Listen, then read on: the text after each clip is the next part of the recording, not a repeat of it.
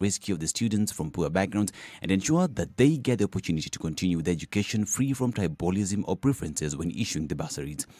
Kenya has recorded 1,259 new COVID-19 cases in the last 24 hours from a sample size of 8,081, indicating a positivity rate of 15.6%.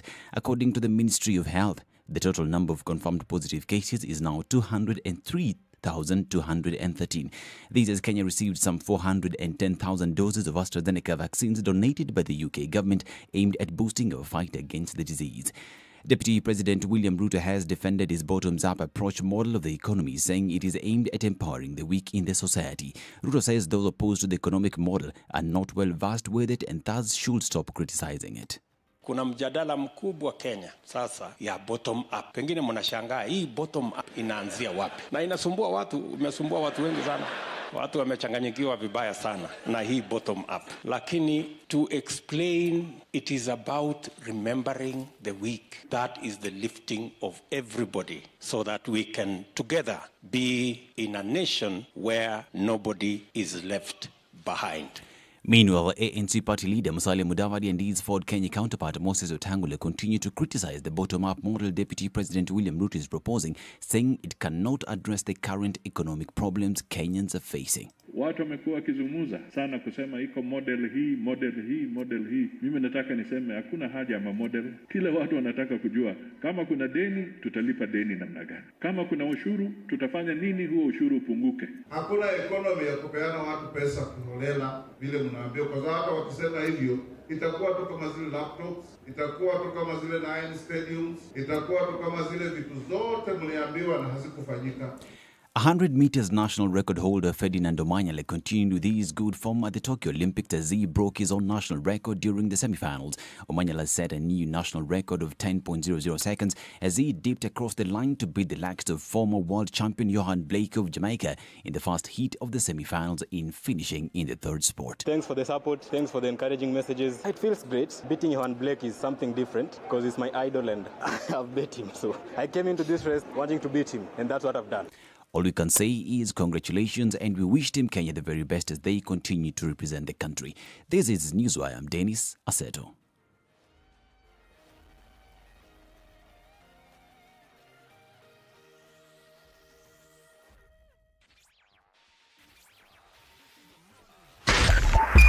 SpiceFM, Nyeri.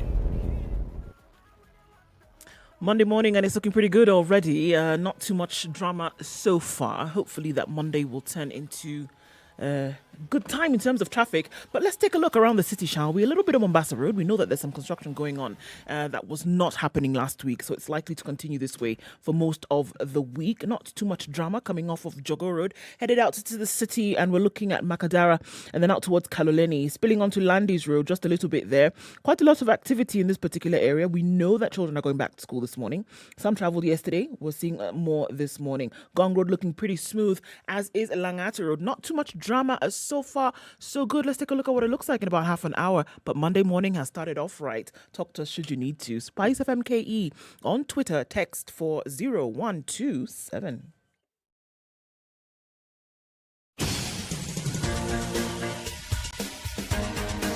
This is The Situation Room, the home of hard-hitting political commentary and penetrating insights about the state of the nation. This is a talk radio experience like no other. The Situation Room, a place for hard truths, debates, and elevated conversations. The Situation Room, witty, political, engaging, deep, controversial. In the room, we have C.T. Muga, researcher, academic, seasoned political observer, a fountain of wisdom in these politically uncertain times. Ndu Oko, Nigerian by birth, Kenyan by choice, communications expert, Pan-Africanist, a truth seeker and believer in people power, and Eric Latif, agent provocateur, the man in the chair, seasoned journalist, news hound, a man who believes in punching up, not down.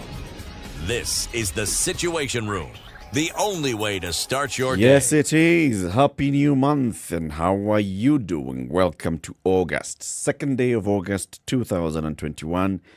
Just like that. It was June the other day. got into the second half of the year. And now we are on to the second month of the second half of the year. That's gone. Finished. Kidogo. 2022. And then just like that, you have a new president. Hey. How are you, though? Nduoko? Fine, thank you. Good morning. Aye, surely. Fine, thank you. Yes, Good morning. That's much better, surely. Hey. Hata kama bwana. Siti. Yes? I see. Oh, wow. How are you? Fine. Oh, wow. See, that's how you do it. Giving language oomph. Okay, that's how you do it. Well, Yes. Good morning. Good morning. Yeah. How are you? Fine. Utaki kusalimika, you know that's what. Ni nini mbaya? Suseme tu. Kama utaki kusalimiwa useme. Yes. Just lift your hand. And say, okay. Or lift your holy hand. Both of you are not all right. Did you have a good weekend? What happened over the weekend? Okay. Had a good weekend. Sawa. We get it. How was yours, City? Super. Get out of here, both of you jokers. Look at them. I know what you're doing, and I've seen you. I've seen you from far. And you are of the opinion that we are the ones holding your tongue, isn't it? And we are the ones controlling your vocal cords. Yes, you are the cat. All You right. are the cat. Welcome to the show, everybody. Eric. Today we'll be. Yes. How are you? I'm fine, thank you. Okay. As you could probably tell. See, I care. Who cares? Yes. Ndu is a good person. Today we'll have several conversations. So Form 1s are reporting. Yes, they are. There's a lot of issue, eh? Form 1s are You have reporting. no idea. My goodness. Yeah. There are many who may not be able to report. Simply because they just will not be able to afford. Don't have it. I saw photos and heard cries of several people who've been in lines for days trying to just sift through what they will be able to get in terms of books. Another few weeks to be able to send this child back to school. Real conversations being had right now. You know, it's like a season of tragedies. Huh? Remember there was a school in Busia County called Sigalame. One of the dormitories went up in flames. I have a friend whose son is in that school. They were having evening assembly after games when it went up in flames. Now it was a dormitory. It's a very old school. There are many luminaries in that county who actually went to that school, Sigalame. Now, the tragedy was everything that the boys owned, your clothes, your uniform, your books, went up in flames. So children have been attending classes in their games kit, and if you had a slipper, slippers. And you have to share sleeping accommodation with the other students. The others. You have to be redistributed to the other dorms. Yes, and the school has said, no, we can't send them home. Let them just stay here. We'll find ways of coping. So and get a shirt, get a trouser from another boy. yes. And just let learning Let's continue. move on. In my mind, good thinking. But what I'm saying is a season of tragedies. Sigalam is an old school. And from what this parent was telling me, there have been a lot of talks about ensuring that something is done to these old structures, old buildings. Because what they're saying, it was an electrical fault. You see how it is. Something that is postponed, something ought to be done. You know it ought to be done, you postpone it. Yeah. Fortunately, nobody died. Thank God. Hey, when was this fire? It was last week. It was in the papers. They just opened. They just opened and the school had a new headmaster. You know, all Yeah. these transfers. So that new my headmaster, goodness. that's what greeted the new That's headmaster. the new. Hello. Karibu. Welcome. Welcome to Sigalame. Aye. Well, we'll talk about this, in terms of what's happening, schools reopening, Form 1s reporting, the issue of not being able to afford school fees, others saying, okay, my child has to repeat Standard 8 to give me some time, maybe, hopefully. So let's talk about that. And also at 8 o'clock, we'll be joined by somebody from the Tanga side. Senator Kipchumba Murkomen will be here. And let's see if this attempt at getting an answer to what the bottom-up economics is will actually bear fruit. It's been tried elsewhere. We have seen the disastrous results. So this time, let's see whether the good learned senator will be able to tell us bottom up in a maanisha. A, B, C. Yes. Yeah. But let's start with the COVID numbers. Let's do that. And quite some worrying numbers. The world is saying that we might actually be failing or losing COVID-19 gains. Globally, cases have increased by 80%. Is what we're looking at now. We've actually increased global cases by 1 million in the last 1 month while we shut our eyes and opened them. But there's a report then has come out. It's being reported today in The Nation. I just want to give you those points quickly. The world is at risk of losing hard-won gains against COVID-19 as the super contagious Delta variant spreads. According to experts, the World Health Organization said COVID-19 cases increased by 80% over the past 4 weeks. So we're looking at about 1 million cases in the last 1 month. A surge has also been reported in Kenya.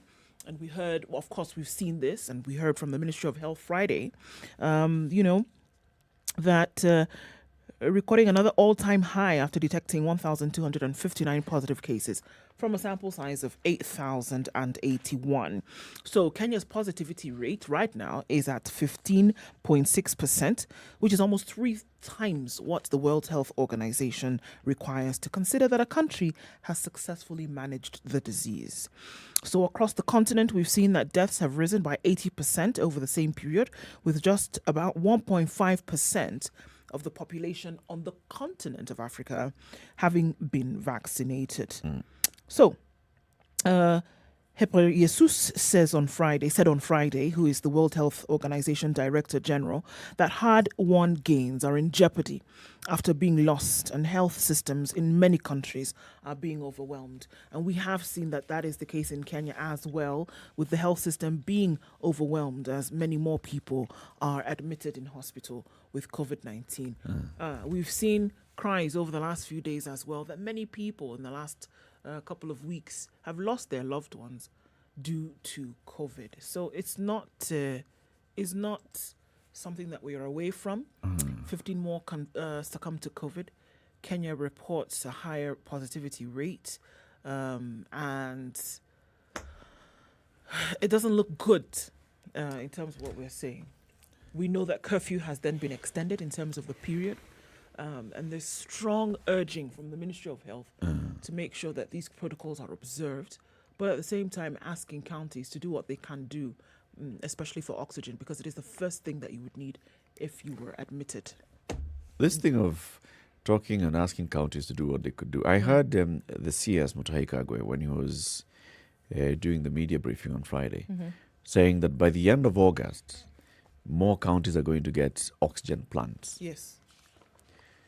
And he was now asking the counties to ensure that they can do piped oxygen. Piped oxygen. This is a country that first recorded the case of COVID-19 more than 1.5 years ago. Yes. And all this time, it has been clear that what we really need for COVID is oxygen supply. That people are dying. Many of the people who are dying, it's because of that whole issue of not getting supplemental oxygen because they're not getting a HDU bed, ICU bed. But we're still talking about by end of August is when we're going to receive oxygen plants in county hospitals. And we're asking counties at this time to work on working on their piping capacity. See, this is all too much talk. Yes, it is. Because if you just look at piping alone, what does it mean? That we're talking about infrastructure development. So the structures that you already have, unless you're tearing it down, the structure that you already have, pipe it through, because that's what essentially it is. They're piping through the walls. It's like you're working with the entire quote-unquote plumbing of a building. Who is ready and has the capacity to do that right now? For something that should have been done before. So, I mean, it's unfortunate. Where on one side, you're saying that Kenyans, you need to do everything that you can because Kenyans are the ones who are going to these rallies. Kenyans are the ones who are doing 1, 2, 3. On that side, which is absolutely right, saying things from the other side of the mouth that, all county hospitals must have piped oxygen. What are you talking about? You know, what is tragic is that it follows a pattern. Everything we're saying here follows a certain pattern. every time there is a misfortune in this country, there are groups of people who seek to benefit financially from this misfortune. When you hear of oxygen plants being put up, it is a good thing that is being 100%. done. But how many of them are even working as we speak? As we speak, the ones that are available, do they work? No. They start off by telling you this is the capacity. How many of them are able to do what it... To meet that capacity. How to many? actually produce at that capacity. Exactly. And why is it that when an oxygen plant is open, it's suddenly big news? Why is it big news? This is something basic as fun. In a hospital, I mean, that is it's a a basic. hospital. Yes, it's a basic. Do we have newspaper clippings of hospitals when they buy bandages? Or needles? Do we? Or syringes? Do we? Have you heard of a hospital publicizing something that they have bought They're hospital supposed beds? to do. That's what a hospital is supposed to have, all these things. It's like By the end of this month, City, I think 22 counties or so are going to receive new oxygen plants. these same counties who are given money to improve this improvement that we're talking about now. It was over a year. They were given money to ensure that they do the things they're supposed to do. Okay? Now, if you want to know the real tragedy about this, we have technical universities. We have TVETs, all right? We dilly-dallied with the technical university the German government had given us. They gave us a whole university as Nduze Boom University, okay? Now we've started it. Do you know how long that discussion has taken place? Are you telling me that all these people we train have the wherewithal, all these engineers we train, that they don't understand how it Put is? up an oxygen plant. Seriously. No, it has to be imported. Quality of the oxygen is important. As Sia said, we need to make sure that we're getting oxygen of the highest quality. The same one that you're breathing up and down here. Yeah. 18 minutes after 6. Let's take a break. All right? We'll be back shortly. Are you online? Because we are SpiceFM KE, YouTube, Facebook, and Twitter. Say hello. We would like to see that you have crossed over into August. Good morning.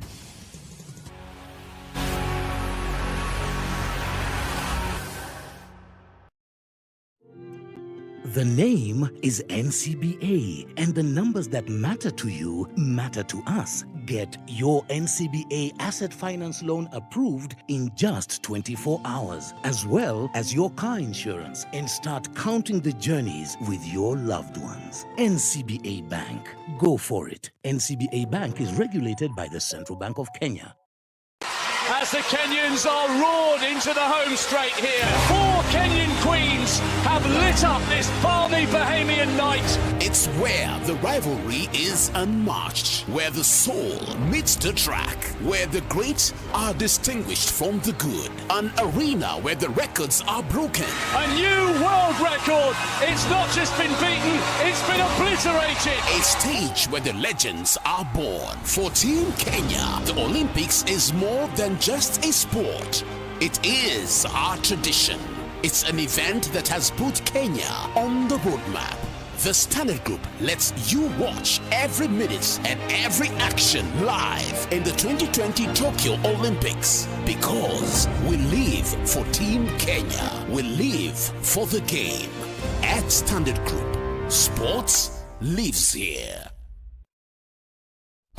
Classic soul, R&B, smooth jazz, neo soul, Morning and on nostalgia. Monday brings in cloudy conditions in Nairobi at 13, highs of 21 and lows of 12 today. Light rain in Nyeri at 12. We'll see highs of 19, 23 with a high in Nakuru where it's partly cloudy currently at 13.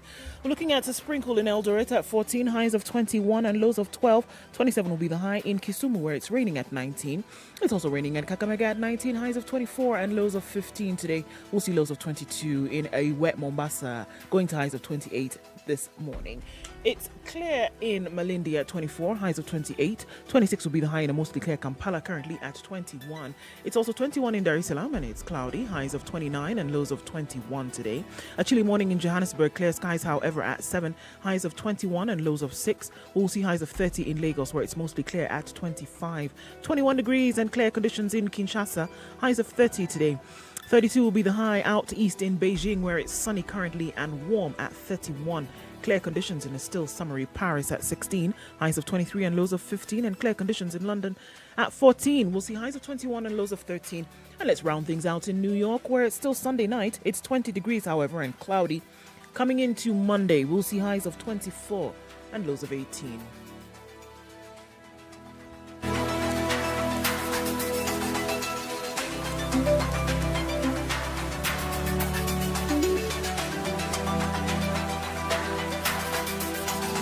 Mature, intelligent talk every morning. Spice up yourself.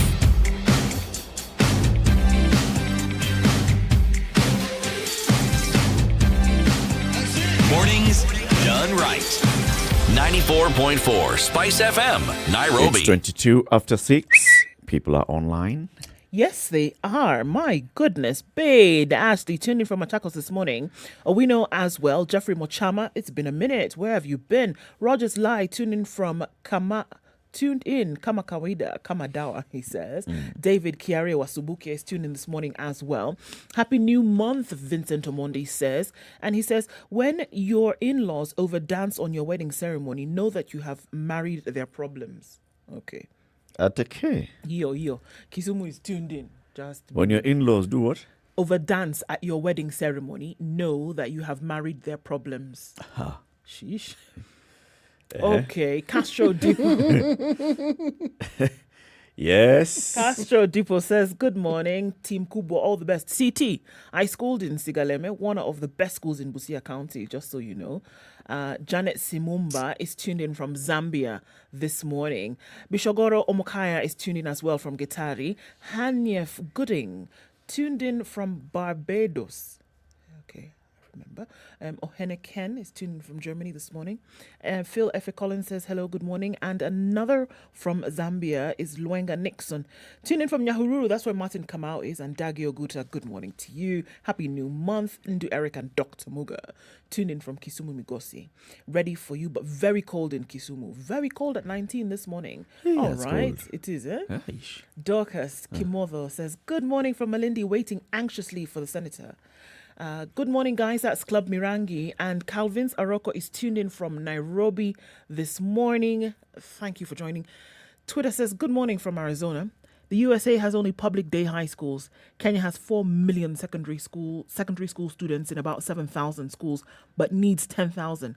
It costs 50 million shillings to build 400 day secondary schools like Kibra High School. 10 billion will build 200. 50 million to build 400. Yes. 50 million per school or 50 it million costs 400? 50 million to build 400 day secondary schools like Kibra High School. I'm not sure about that. 50 million looks like a little to build how many? 400. It doesn't seem like it will work. Sheesh. He also goes on to say that 10 billion shillings. He also goes on to say that 10 billion shillings will build 200 schools to last 5 years. The thinking is good. Sure, it is. And it points to what the money can do, but the details are sketchy. The details are sketchy, sure. I think it's clear that money put aside can actually He's advocating us to build more day schools. Yes. Right? More day schools. Twitter MCA, by the way, now that you're in Arizona, is this the same gentleman whose wife was stuck because she could not get a PCR out of Seattle? Yes. Okay. Yeah. Okay. So what happened to the MCA? Well, let us know. Thank you very much, everybody. Karibuni kwa Situation Room this Monday morning. City. Today's proverb. The chief's wealth is his people. The chief's wealth is his people. Chief, not chips. The thief's wealth. One more time. The chief's wealth is his people. Okay. Congolese. Congolese. It's a Congolese proverb? Yes, please. Okay. Sawa. Let's look at the headlines.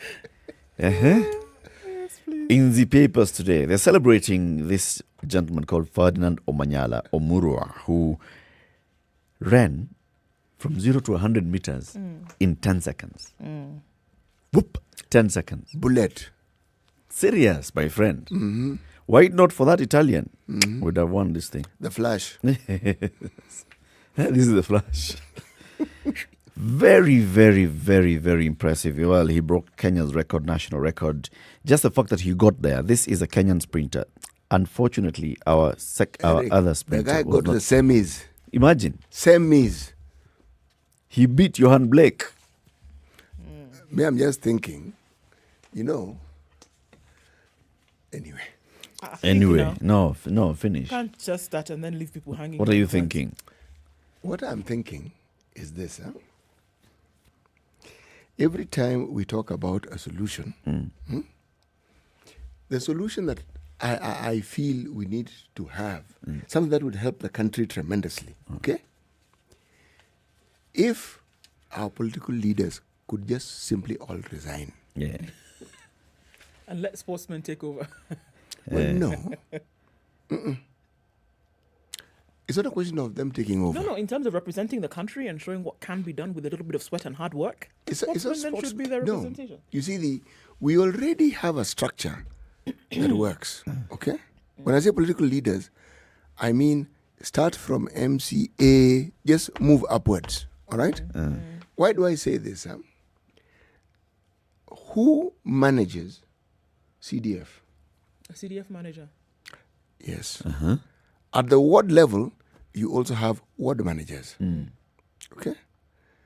In the county, think for a single second if there were no politicians to pander to. Okay? It would be so much easier to point fingers at who is doing what. Who's responsible? Who should be held accountable? We keep talking about Parliament and what the negativity they represent. But those parliamentarians change. The people who never change are the civil servants. So you could actually argue that's where the problem is. But imagine there were no politicians to blame. And you simply had all these managers in place. You don't think it would be easy to weed this thing out because there would be no one to kick the can to. There would be no one to blame. It's just you. Right. So a civil service without a political head. Yes. Okay.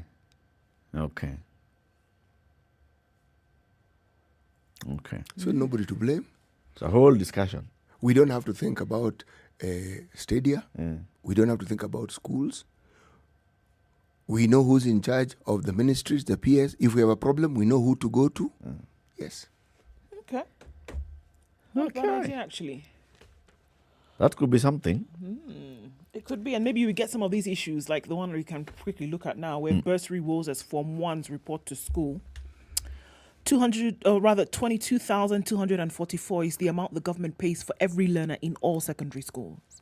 Financial challenges might see bright but needy learners face or miss a chance at education. Form 1 students will report to school beginning today amid bursary woes across the country, challenges that might see bright but needy learners miss a chance at an education.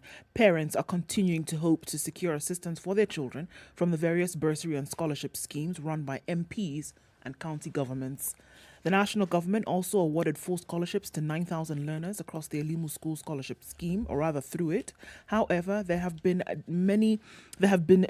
discontent and concerns that many deserving cases were unfairly left out of the schemes, forcing learners to repeat Standard 8, go to day schools they were not admitted to, or to drop out of school altogether.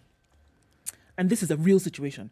This is not being sensitized, or rather, this is not being sensationalist. We are talking about things that are going on currently. Yeah. The most affected are learners selected to join county, extra county, and national schools. These are boarding schools, and boarding fees are not covered by the free day secondary education program. That amount of 22,244 is what the government pays per head. For the 2021 school year, learners in national schools will pay 45,000, while those in extra county schools not in category A and all other boarding schools will pay 35,000. And there are many, many parents who are not able to afford this as we speak and are having to take that terrible option of, number one, having your child repeat Standard 8, number two, keeping them at home altogether, or number three, finding a totally different school closer to you for them to go to. I'd like us to discuss this a little bit in greater detail, maybe in the next hour, interrogating the whole bursary scholarship story. Right. You know, because we have very many bursaries. So CDF offers bursaries. Yes. County governments have a bursary component Then that there's they national, dish yeah. out.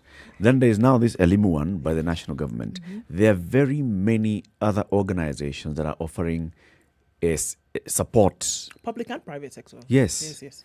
Very many that are offering support. And yet, you find that there are many students who either do not have information about this or they do not have access. So, for example, somebody says that they applied for this bursary, they were on the list, and then the list comes out and they are not in the list.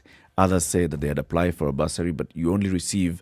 We hear of very many cases where people apply for bursaries and trying to give out bursaries to everybody ends up with a child receiving 2,000 bob Exactly. for bursary when the school fees required to report is 10,000. And also, as worrying, Eric, is that we also have some students who are getting bursaries that actually don't need them. So locking out those who actually do. Those that need. Yes. It's a whole conversation. Let's open it up. 28 minutes to 7, Kenya's biggest conversation. Taking another break so that we can see how the roads are looking like at this time. And then we'll look at more headlines. Good morning. 24/7 around the world, non-stop. This is Spice FM. Hello. Halo, umesikia? Nimesikia nini? Hujasikia habari? Hebu acha nikuambie. Kile kimetokea. Hello? Hello? Hello? Don't wait for hearsay. Dial *550*1# to read the Standard e-paper from the convenience of your mobile phone for only 20 shillings from your telecom line, and stay up to date for a reliable source with over 100 years of experience with no additional data charges. All right, and just half an hour later, it seems to be picking up. We're seeing some traffic at Imara Daima this morning and then moving way beyond Cabanas. Let's just be clear, guys, that a certain part of the ramp that leads away from the airport has been closed. It was closed over the weekend, and so that means that there will be excess traffic along that route, because now where we used to have the turnoff to the airport and at least a double lane, it is now a single lane. So all incoming traffic is going to be shut down because of that. Did we know? No, we didn't. But all right, this is what we have to deal with right now. And we're already seeing that traffic building up as you approach the airport, and it's likely to get worse as the minutes tick by. So watch out for that. I know there's no other route right now leading that unless you've taken a different one from the city. All right, we're also seeing some traffic building up on Langata Road. We're also seeing some on Jogo Road spilling over to Landis and then coming out from Thika Road as far back as Survey this morning. It's already looking quite messy, and then getting to the Pangani underpass thereafter. So let's just watch out for that. Okay, coming out of Westlands also just a little bit here and there, hasn't quite built up. So if you've left early, this is a good time to be out. For those who are joining, it might take some time, so let's plan accordingly. The bypasses are looking good this morning. Please use them, and then talk to us should you get stuck or if you find a good route. Okay, SpiceFMKE on Twitter, text on 40127. It's Monday. Let's keep it moving.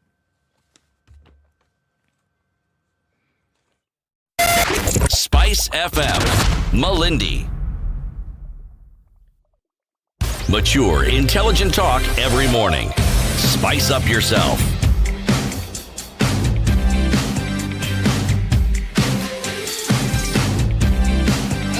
Mornings done right. 94.4 Right. Spice FM. More headlines in the papers. There are headlines that I have seen in more than one paper that I find particularly disturbing. But let me start with the one.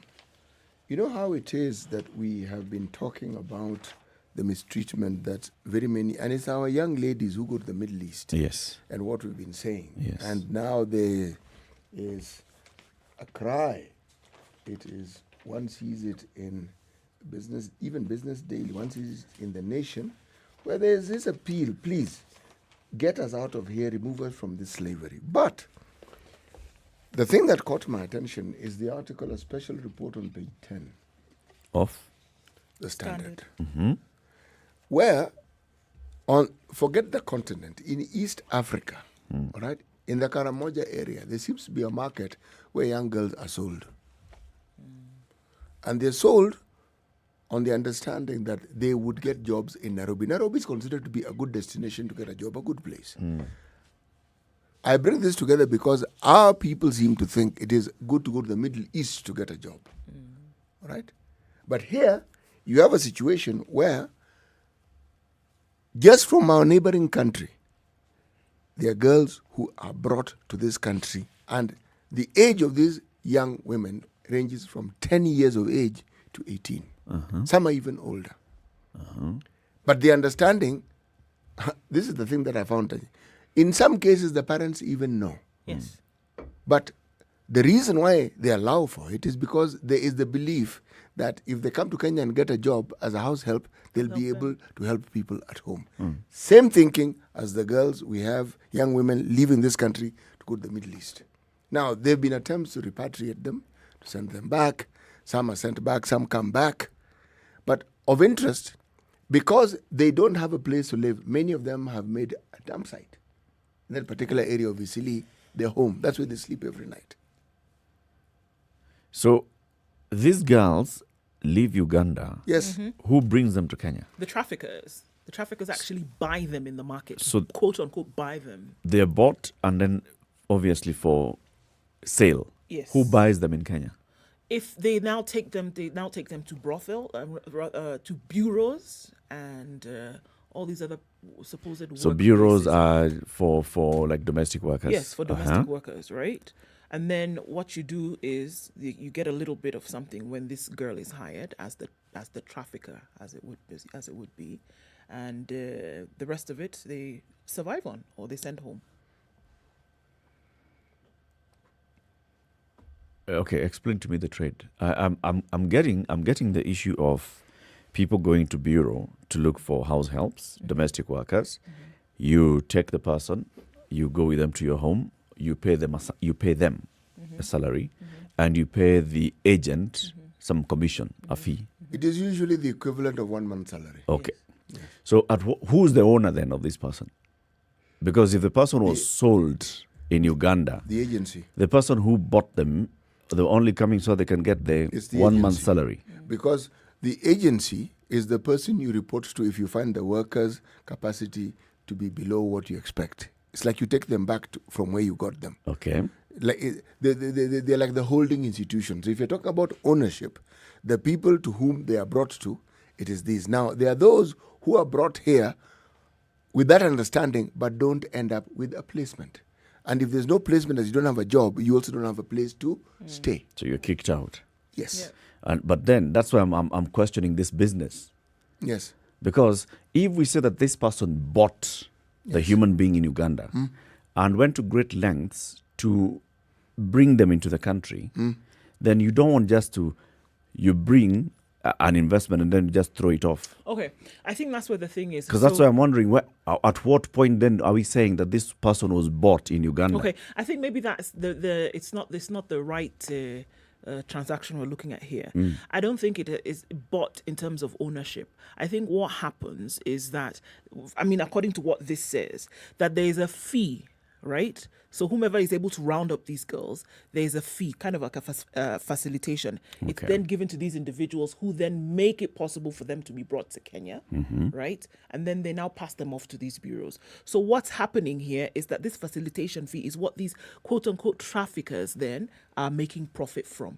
It's not as though they own them. They're facilitating the way for them to move from Karajamong, Karamoja, to Kenya, right?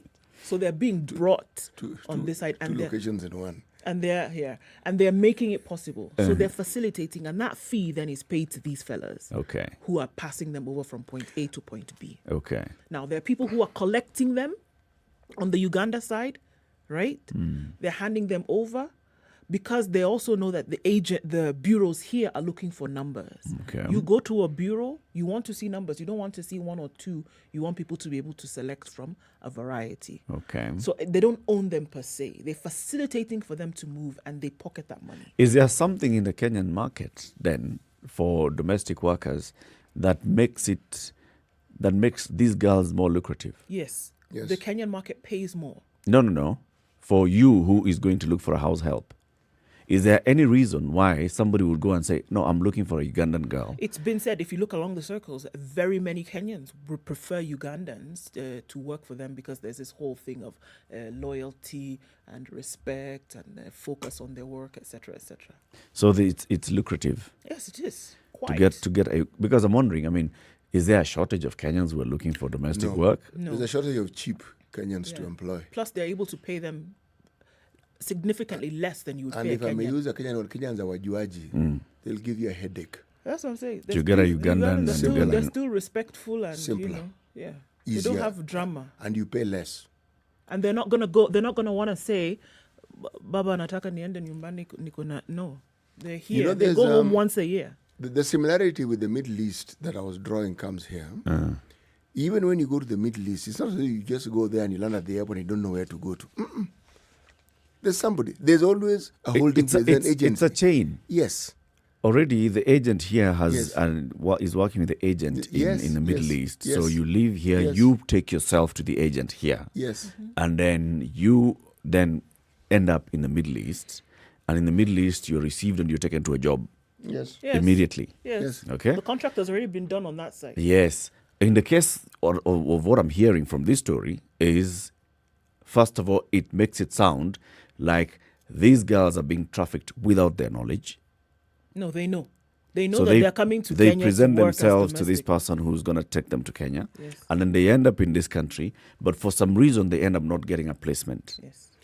This is how it works. It's not set. You see, like you're saying, it's already, you know, by the time you're leaving here, if you're going to the Middle East, you know that there's a family ready. The contract has been done. It's been signed. They're going to pick you.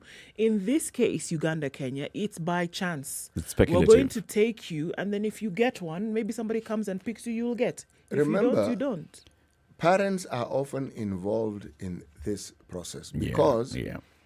they want something better for themselves. And Kenya is presented as this country which is not really far. Yep. Okay? And their opportunities. And the opportunities from that perspective. But let me just read the statistics as presented in the Standard, okay? State of human trafficking. By the way, this particular story was aired by KTN last year. Okay? Now, the focus was on the girls from Karamoja specifically. That's northern Uganda. Okay? Specifically. And why? It's because of the age of some of these girls and what it is that seems to be the dire straits that the homes from which they come must be in for them to allow such a thing to come in. But again, if you pause for a while and take your mind back to the way many African families think, very many Kenyan African families think, for the longest time, having a young relative staying with you and being in that same position as a worker was not uncommon. Yep. It was not uncommon. And usually there's a family, a relative who comes from humbler circumstances. An arrangement. Exactly. This is just an arrangement across the border. Okay.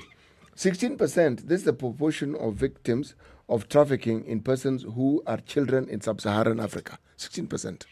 Okay. The number of suspected traffickers in this particular country from 2020 is 11. It's down from 42 in 2019. Those are the ones who are known. 11. However, the number of Kenyans exploited during the transition in the Middle East, India, Iraq, 150. The number of foreign victims of human trafficking the government repatriated last year, okay, 113.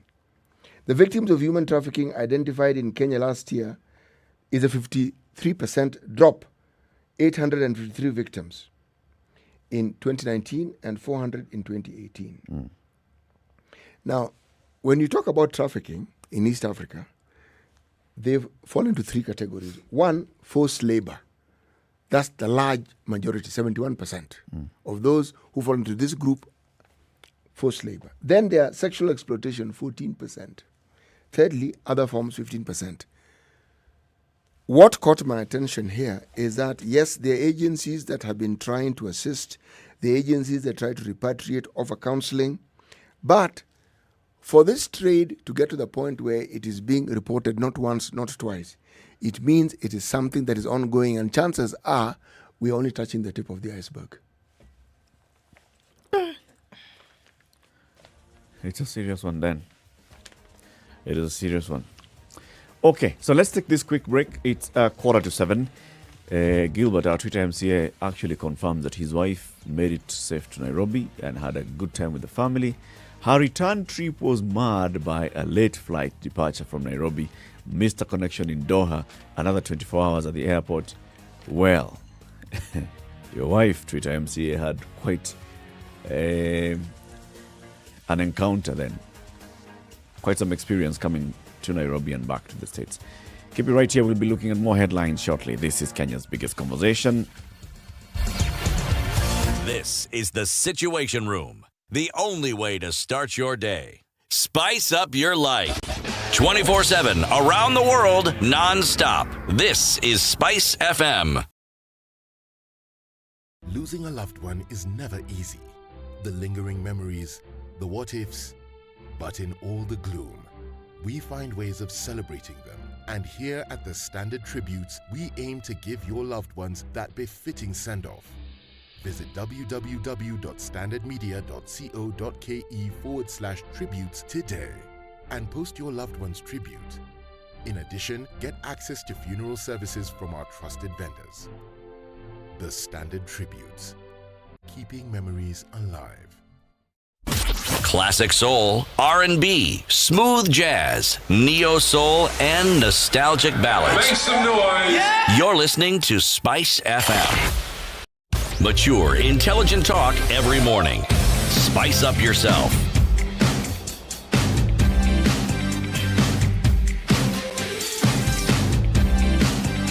All right, it's 13 minutes to 7. So there's a story in The Nation today. Somali finance minister sues journalist over plot to kill him. This is a story about the finance minister in Somalia. His name is Mahmoud Hayir Ibrahim, who is accusing a Canadian journalist and a non-governmental organization of hacking his email and plotting to kill him when they were doing a probe into illegal fishing in Somalia's Indian Ocean coastline. So the journalist is called Jay Bahadur. He's Canadian. He's been operating out of Nairobi. So they did some investigation onto what's happening in the Indian Ocean coast. There's a company at the center of this, which is called Northeast Fishing Company, NEFCO, which is one of the region's largest exporters of seafood to China. NEFCO works with the China Overseas Fisheries Association to supply fish to the Asian country, but according to the journalist, the probe revealed that most of the catch is obtained illegally and with the aid of government officials. Bahadur, the journalist, and the Switzerland-based Giato, which is the global initiative against transnational organized crime, have been probing several Somali government officials who've been aiding illegal fishing by the 3-decade-old company NEFCO. Now, this is the connection between NEFCO and all these others. NEFCO, the main owner of NEFCO, is apparently a relative of this finance minister of Somalia. He's a cousin. He also is a cousin of the finance minister. His cousin brother. Yeah, cousin brother. Brother is actually also a minister in Puntland. Okay? And this is where now the issue comes in. When they did this report, it seemed to indicate that what they have uncovered is this company is getting licenses from the government through underhand deals, working with government officials.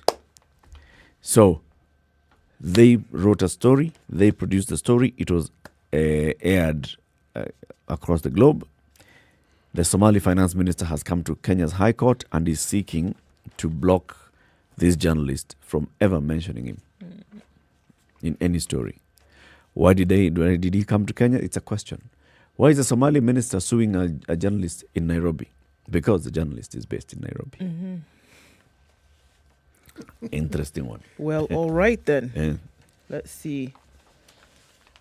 So the president of France, Emmanuel Macron, has given tribute to... Who? Emmanuel Macron. Okay. Emmanuel Macron. Okay. But okay, now, say it the way it should be said. Macron. No, the first name? Emmanuel Macron. Just Emmanuel, not Emmanuel. Oh, okay. So he's given tribute, and I think it was a really interesting tribute that he did yesterday to fallen music icon Jacob Desvarieux. He was the co-founder of the band Kassav, and he died on Friday at the age of 65.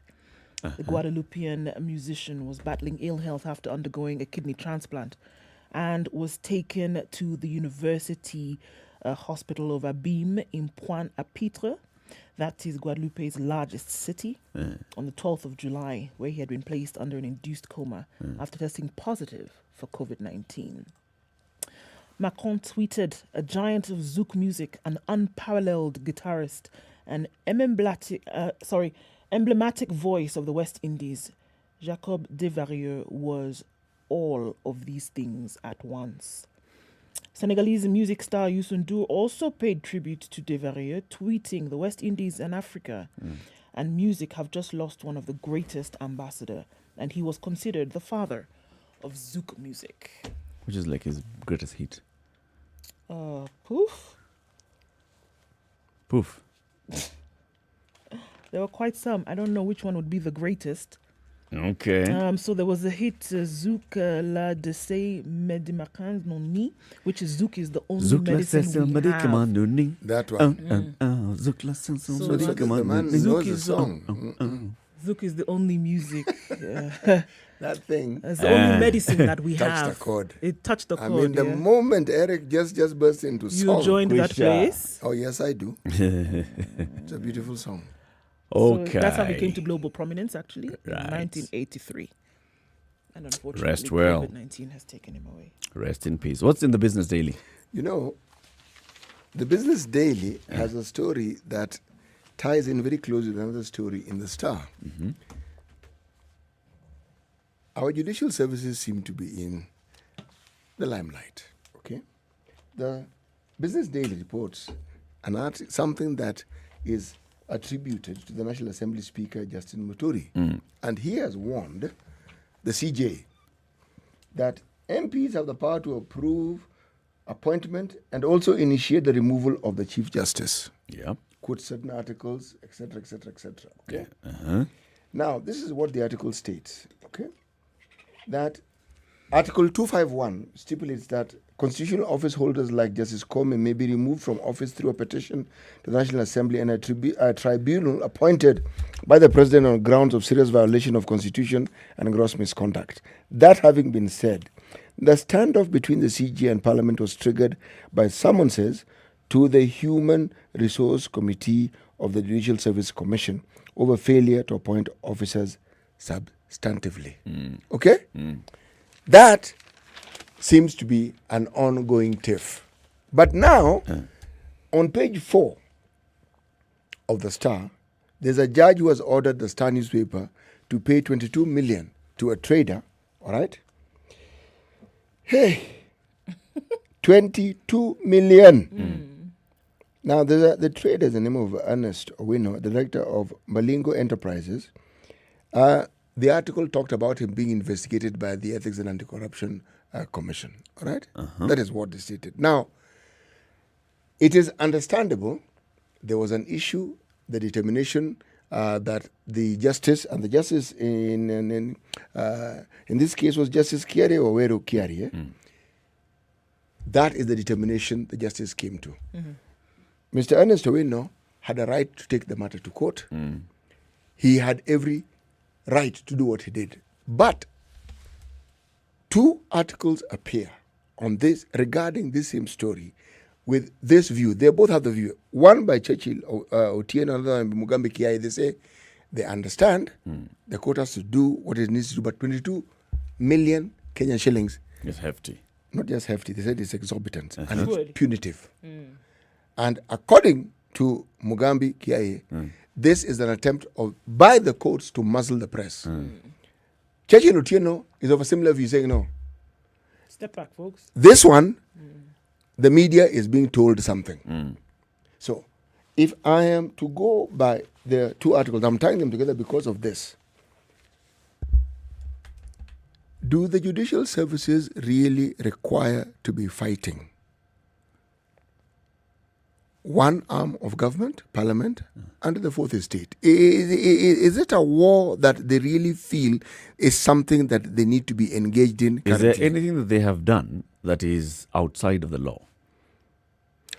Absolutely. By the Chief Justice writing to the speakers of Senate and the National Assembly and saying, come on guys, the way the summonses are coming, they are interfering with our normal work.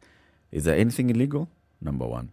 Number two, when a court determines that, yes, there's a case that's been brought against a media house, and then the court awards damages to that extent, is it an amount that is allowable by law? It is most certainly allowable by law, most absolutely certainly. Okay. Okay?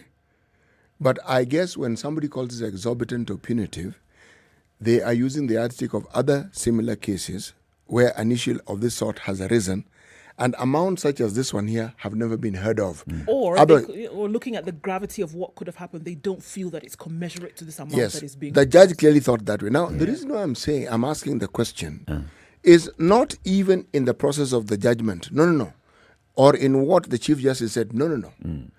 The issue of the Chief Justice, I cannot even begin to try and guess whether the Chief Justice had tried to have a conversation about this, because from my understanding, it appeared like something that could have been dealt with and said, look... Without public statements. Yes, completely. Yeah. Can we just have a discussion? This is what you want. Is it possible for us to arrange it this way so that it doesn't interfere with what we do on a daily basis, and you also have your day as you see fit? All I'm saying is, if two people who normally do not... these aren't people who are known to be naysayers and who just give an opinion for the heck of giving it. For them to be pointing this thing out, there is a question that I'm asking here. Remember, it is either the judicial services are in the spotlight because someone is putting them in the spotlight, and they feel the media is putting us in the spotlight, an unnecessary spotlight. Not too long ago, 2 judges have had issues with the DCI. Okay? Yeah. That's what I'm saying. Our judicial services are appearing before us a little too often. But of significance, I feel, is that it's a beginning. I foresee that these are just the early rumblings of a volcano. So you think there's something more? Yes.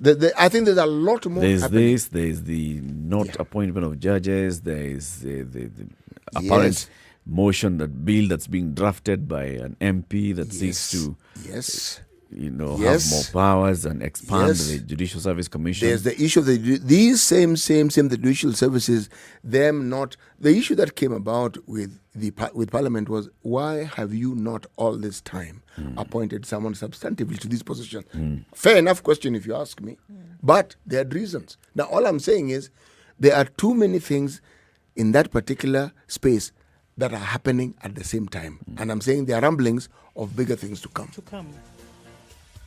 I hope none of them ends up with trying to bully the Judicial Service Commission or the judiciary.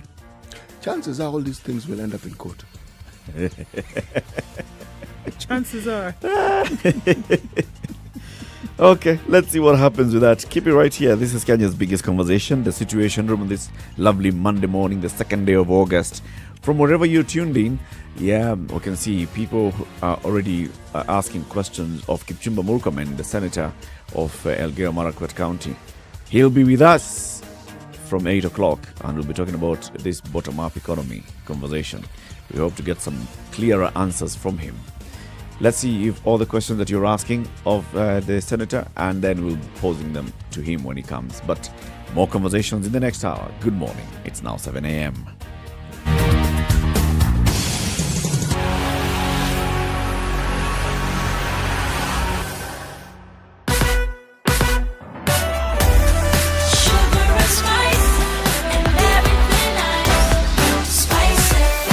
Spice up your life.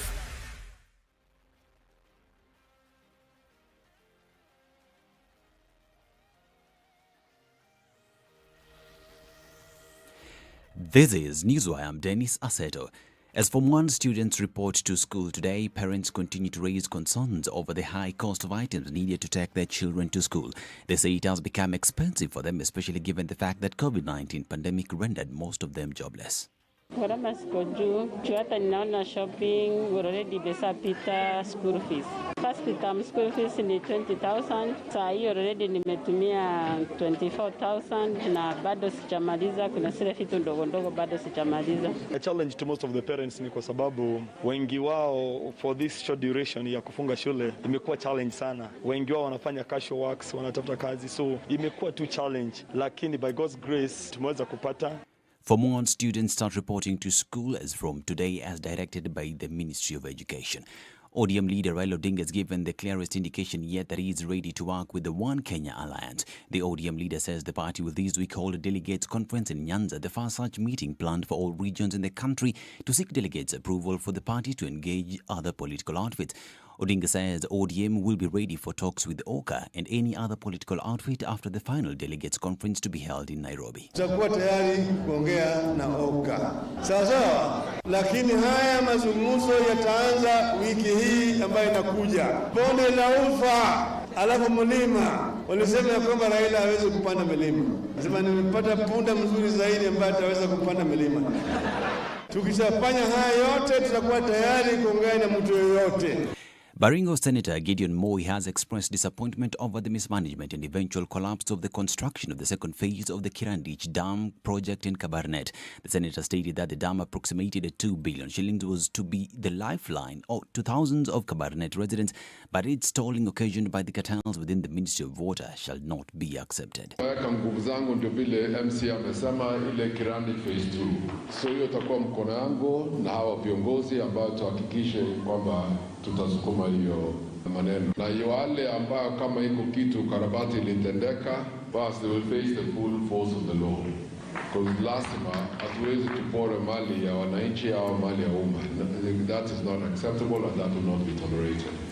Uganda has lifted some COVID-19 restrictions after 42 days while others stay in place. The lockdown of school remains. The government says some essential workers, including health workers, security personnel, teachers and those over 45 years are vaccinated.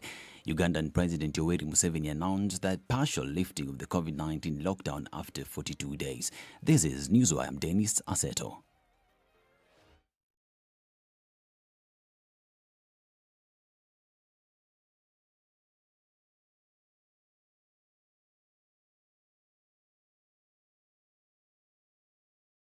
And it is definitely picking up on Mombasa Road today, in and outbound. It looks already quite crazy. A lot of folks are using the ICD route to get out to the southern bypass. Probably it's a good idea right about now because it's jam-packed coming from the Mlolongo Way Bridge out towards the SGR and then out further towards Cabanas. Where else is it looking crazy? On Langata Road this morning, we're already having it pile up all the way from Ongata Rongai out then towards the Wilson Airport and then towards the roundabout at Timor, Lusaka Road, and that junction then combining to the Nyayo Stadium roundabout is also looking pretty slow, guys. We're looking at Jogo Road coming out past Makadara and then towards Landis Road also. Quite some traffic this morning. We're also seeing a lot of traffic all the way from Survey, joining with Muthui Square and then out towards the Pangani Underpass. It has significantly picked up. Coming out of Westlands, then joining Wayaki Way. Use the Red Hill bypass. You can do that. Getting into the city probably will be faster than trying to navigate what is the mess on Wayaki Way at the moment. Traffic looks like it's going to get a little bit crazier as we go past towards 7:30. We'll have a look again. But for now, that's what it looks like. Talk to us should you need to. SpiceFM KE on Twitter, text on 40127.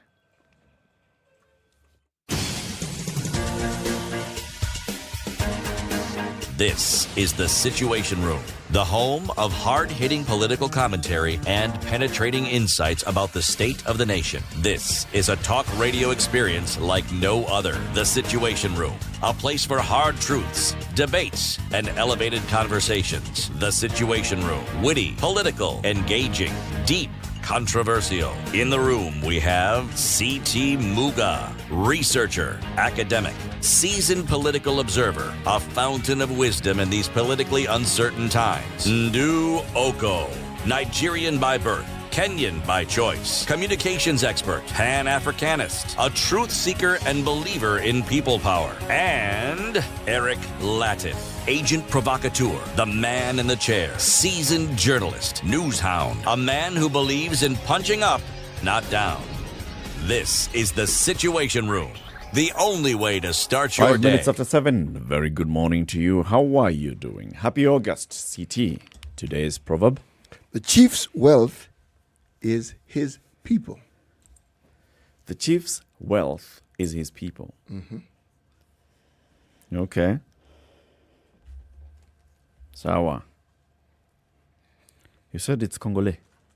It is. Which Congo? Congo. Which Congo do you want it to be? I'm waiting for him to just ask me another question again. And I've already there's a responded. Congo. So I will Which not ask. people? Congolese. I will not ask that question. Clinton Herbert is asking, naomba frequency ya huku Kakamega. We said, which one? Eldoret or Kisumu? The distance is not really that different. Kisumu works better. Okay. 102.5, Clinton, just try that and let us know. 102.5 in Kisumu or 96.7 in Eldoret. That should cover you. It should. Mm. You know, that distance is almost the same, really. Equidistant. Okay. Unless, of course, I'm going to think like the native that I am and ask, okay, so when these radio waves are traveling, are there hindrances in between? Like mountains, Yes. trees? Yes, like the Nandi Hills. Yes. Your transmitters So that if it react. comes across the Nandi Hills, it goes back to Eldoret.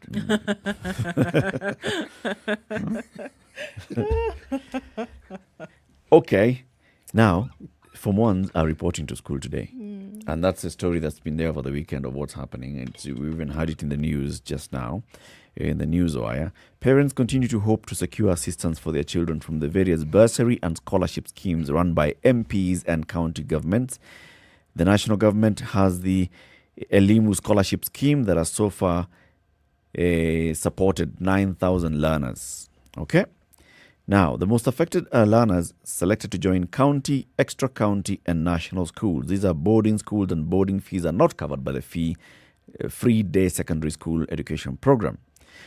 The story here by The Nation, the back page of The Nation, it is telling the story of, for example, Mr. Johanna Orlando, who's a shoe shiner in Migori town, who had high hopes for his son, Douglas, benefiting from the governor's scholarship scheme after he got selected to join St. Joseph's Kitale Boys High School. He had been shortlisted for the scholarship scheme, but to the family's surprise, his name did not feature in the final list of the beneficiaries.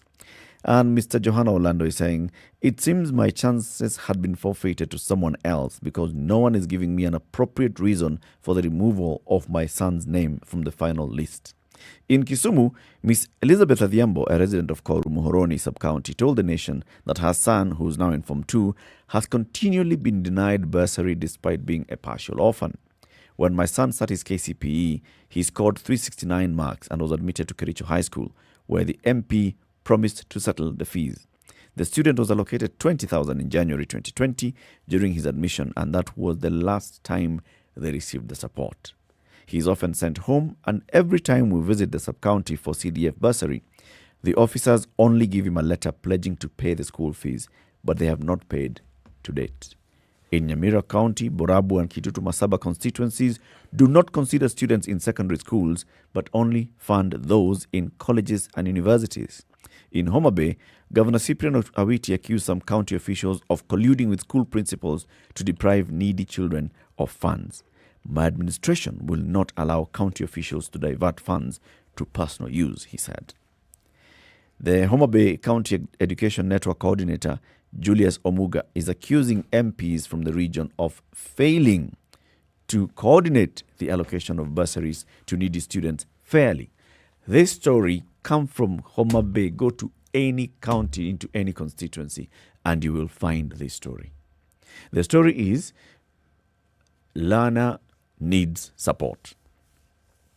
Genuinely needs support. Go to the local CDF office. Apply. Local CDF officials say, all right, yeah, we hear you, put them in the list. Learner could even go to the county to seek support. The county, we are not going to the county headquarters. You work with the ward administrators because those are the officials of the county at the local level. So you go to your ward administrator's office and you make an application. That should be going up to the county level, up to the CEC for education. We have many other funds that are operating in the country for bursaries. But then you find that there is information loopholes, or you receive a bursary this time, but then we only have so much that we can give. So people are receiving money that is not even enough to cater for the school fees that's required. And people who should be receiving bursaries are not receiving sufficient bursary. And so, despite billions of shillings going every year into bursaries, needy students are still suffering, being sent home, missing weeks or months of school because of not accessing bursary. So today I want to say, how about if we just look at all this money, put it in a single kitty, and then come up with structures that say this is how we shall administer these bursaries. So we say we have CDF. By law, 20% of CDF goes to bursaries. We have money that is allocated at the county level by county governments that goes to help needy students. Depending on the county and how the county has structured itself, there are those counties like Kwale that have said, anybody who goes to national school will pay for you. Others say, we'll look at those who are needy. We have other scholarships that are being offered either by private institutions, either by non-governmental organizations like the World Vision. They support a lot in education. If all these funds were harmonized, and they say we had a similar single structure that manages access to these funds, maybe it would be better. It will most certainly not be better. Why? One of the things that is considered when one talks of diversity or speciality is in the understanding that the general form or format of what you are referring to is insufficient. So you need to have people segment it, structure it so that instead of dealing with it as one big problem, like say an illness, you determine what the illness specifically is. Is it in your head? Is it in your arm? Is it internally? Is it in your bones? It is the logic behind speciality. It's the same logic that was used in creating the county system. Because what you're suggesting is what we had before, if I'm to give the example of a government. A one national government that decides, okay, it has ministries, it has provinces, this is how they go about it. But even then, remember, it was understood. You have to, should we say, segregate it. You have national government. Representative of the national government, a province. Representative of province, district. And so forth and so forth. If you were to take this money and say put it in the hands of the county government, the problems and complaints we have now will simply be multiplied in that one institution. Because the county government is a government, it's one huge entity.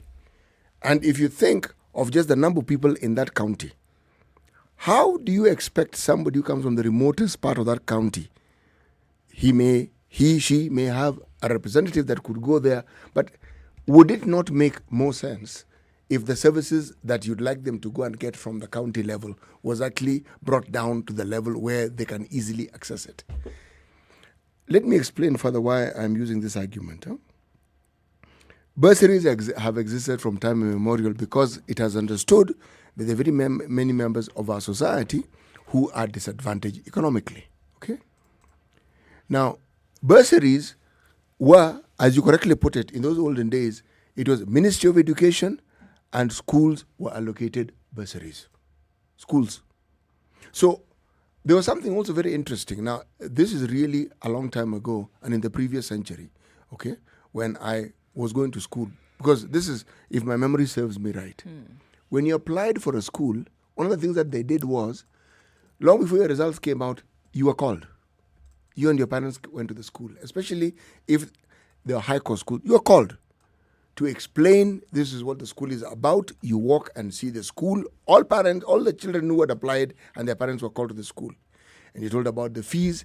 And at that point in time is when the parents were asked to fill in their financial positions. Yeah. I have X, I am able, meaning the possibility of getting a bursary was determined even then. And then you'd be told what you could be offered. Now, why do I talk about history? Because what we have currently is a situation where even if we were to have a system, let's say, like the one Eric suggests, it is not the system that would be the problem. It is the mindset of our people and the way we respond to anything that has money in it that would be the problem. And if it is a lot of money in one place, the response to that money in a lot of places, the story of the bursary will go out of the window completely. It won't be bursary. The story of bursary will be something you talk about because it's bursary that has been brought in, but it's money. We may even end up with fewer children enjoying any bursary than anything else, because at the county level, who are you going to hold accountable? Everybody. You see, you have not interrogated what I'm proposing in terms of the structure and all. No. I'm being a Kenyan. You attack it first. Then you give the person the opportunity So to here explain. it is. Yes. So you have CDF constituency. You have the counties determining how much they want to put in. You have NGOs who are operating in this county. You have other well-wishers who would like to support. All right? All of you share information into one pool. So we know in this county, the amount of money that's available to go to students, to children, needy, bright, everybody is X millions. Okay? X amount in CDF, X amount in this, X amount in the other. Harmonize the selection. That's where I'm coming in. Form a multi-stakeholder committee at county level that has structures and branches at ward level. So that all of you know that in this county we have one office that deals with bursaries. You don't have to go to the ward office and then you go to the local MP's office and then you go to the local or national government office and then you go to one office that harmonizes bursaries. In this office, we have representatives of the community that are in this committee that can determine and know, okay, yes, so-and-so's child has secured X number of marks and they've been admitted to this school, and we know the capacity and of this parent to pay. I would go. So you determine that, and then that information is taken over now to the county level where now money is disbursed, and it's clear this is who applied, this is who qualifies. Even throughout the year, we know these are the people that we are looking at receiving bursaries next year. I think that the lack of clarity comes because there's so many cooks right now in this kitchen. And I remember in university days, when you needed financial aid, you didn't have 3, 4, 5, 6 financial aid offices on campus. You had one financial aid office. Within that office, they tell you there are international scholarships, there are local scholarships, there are in-house university scholarships, there's work study, there's a sports scholarship, but all of those were under the umbrella of the financial aid office. So you present your case, and then within that, they tell you where you could fit and what you are eligible for. But it was all under one umbrella, and this officer then was able to deem what was necessary. Right now, and that's why, because of the lack of clarity, currently, with the present situation, that's why we have a student may have applied for a bursary that should essentially take care of the entire 35,000, for example. Or the entire 45,000. But because of all the little politics that we are finding in and out, you have somebody ending up with 2,000 shillings or something, or somebody ending up with something not at all. Or an MP has promised here and then the money is never paid. Or a well-wisher has promised here, it was never paid. But I think if you're able to round this out and have some kind of accountability whereby it falls under one umbrella, then 150,000 people have applied. We have this much money under 1, 2, 3, 4, 5 sector. then you know that this is what is being applied to this individual. Yep. And whether it is, we know that under this particular scholarship, we are providing 40,000 shillings. If you apply and you succeed, you're getting 40,000. There is no chance of you'll get 25 or you'll get 2. If it's 40,000 and you apply, you're successful, you get the 40,000. Under this other scheme, this particular one is 50,000. If you apply and you succeed, you get 50,000. Nothing like maybe we'll give you half and then compensate later. Or it's like help, where or it's like help and they say I applied for 100,000. Then Yes. you say, okay, well this year we can only afford to give you But 25,000. You figure out the rest. Yes, but help is one. It's unitary. Exactly. Yes. And you know, And you you know, apply. you apply You don't have to. There's no branch in your location. No, even if there was a branch in your location and you were corresponding with Nairobi, for example, whatever the branch in your location tells you is what has come from Nairobi. And you're very aware that that is what will be in the record. I think the problem here is that we have so many operators, and then you have people who are left with nothing. And it leaves room now for those underhand things to happen, where people collude, like it's being accused here by an entire governor is saying, there are people who are colluding with school principals to deprive needy children of funds. This is a governor who's saying that my administration will not allow county officials to divert funds to personal use.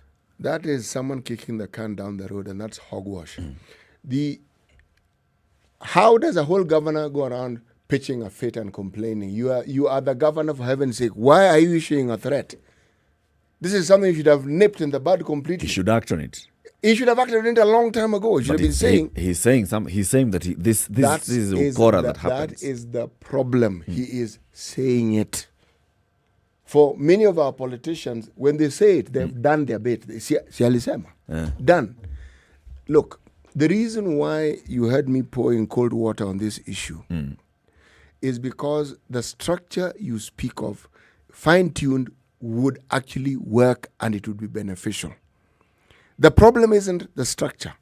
The problem is that this fundamental faith that our people have, this concept of goodwill, somebody doing what they're supposed to do, we lost it. A long time ago. No, we lost it. It's gone. You will have this beautiful structure and you'll even know how it works. And you will find somebody who really imagines that they are clever coming to subvert it. What do I mean? I remember I was once asked by a friend of mine to be part of a harambe for some child, not a relative, just a child in their locality who was clever enough to go to university. This is what I was told. The person applied for help and did not get money. I said, okay, what do they need? So I took 2 other people with me for the harambe. But as we're sitting drinking tea and having a chat about it, I decided to talk to the young man. Because apparently, the person who asked me to go for the harambe had spoken to the father. The story I got was as different as day and night. This young person, was actually going to their 3rd year. They had received a bursary in their 1st year through the help. They had finished 1st year. They had finished 2nd year. Now they were going to 3rd year. They were only offered a portion. Okay?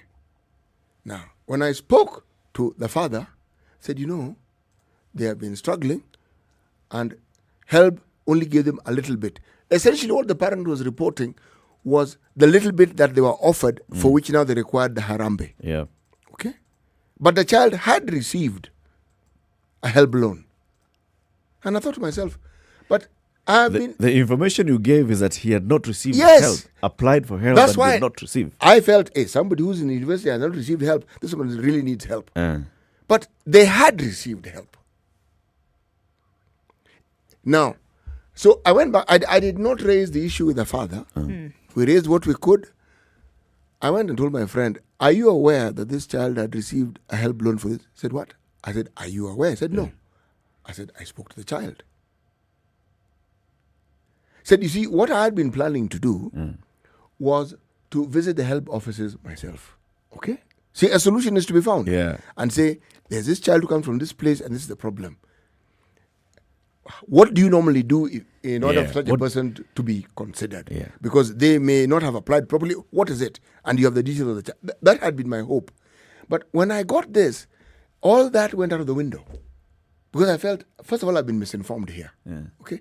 This situation is not what it's being presented as. So your fear here is because of our completely torn moral fabric, it doesn't matter what structure we put it. No. I have not given up. I am saying that within that structure of yours, I would like to hear how it is you will mitigate against accountability. Yeah? These terrible, horrible habits that we have determined are part and parcel of our culture. Which is where I'm thinking a multi-stakeholder kind of approach would work. You have representatives from various sections of the community in that committee. You know, there's church leadership, there's school administration, there's parents, there's the local administrator. Private sector. Bring in the local chief sits there, right? Chiefs are also called, said to be. Who will hold the chief accountable? The people. But my question, and everybody else in the committee. Eric, Eh? I'm thinking about the private sector because there are private sector scholarship programs. Why do they work? We have many, KCB Foundation, Equity Wings to Fly, things like this.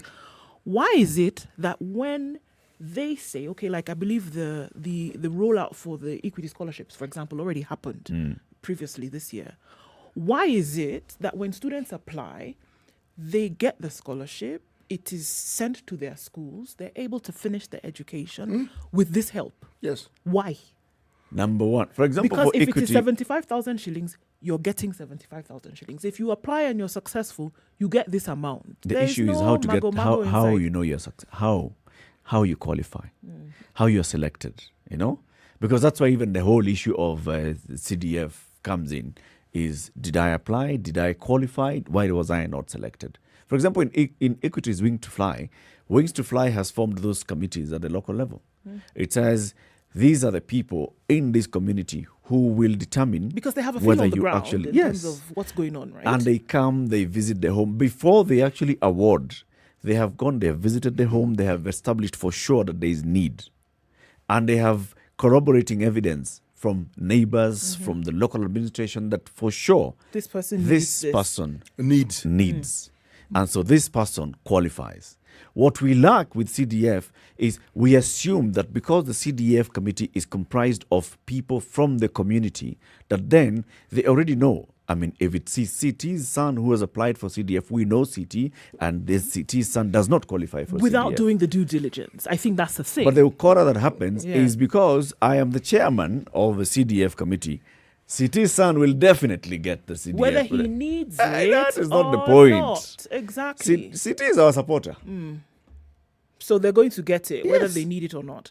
And I think then that is what is necessary. I think that's absolutely what is necessary. I mean, it really sounds sad that you're going to say this, but even if it is going to be at county level, if we're going to, because the reason why these things have been created is essentially to help those in need. It is not for somebody to use it for any kind of, political public relations or expediency, this, that, the other thing. Yeah. It's actually to help the students, the children who are in need. Yep. So then it probably suffice to say, remove it from the hands who've been previously managing it and put it on a broader scale in the hands of those who actually have a feel on the ground. Because I keep giving the example.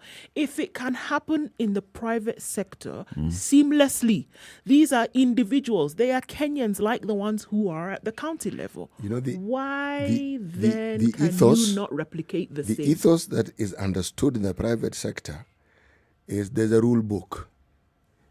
You divert from it. That's it. Now, this is what I'm saying. Gone, done, dusted. It's known. Now, replicate that because in the public service. No, that's what I'm saying. Replicate it in terms of even moving the same kind of individual, because it is clear. I mean, when we talk about having to make a change, you don't make a top layer change. If you need a change, you need an overhaul. Do you know why? Completely do things differently, and doing things differently comes from thinking differently. Otherwise, we'll be lamenting this thing forever. It is true. A more participatory approach, by the way. Yes. Because even in the private sector, those that do not have that feel on the ground, they end up getting played. Yes. Exactly. Yes. Practical example, I have seen it with World Vision, meaning very well getting people to sponsor local children. And I have seen people who have actually gotten sponsorship, people who do not deserve it. But why? Because of their connection. And the people who actually really deep deserve don't get it. You're talking about World Vision. Those guys do an exemplary. They do a lot of good. And they work in some far-flung areas that are forgotten completely by other people. Yeah. And yet you find this same demon creeping in. It does find its way in such a place. And you ask yourself, so how did this happen? Let's take a break though.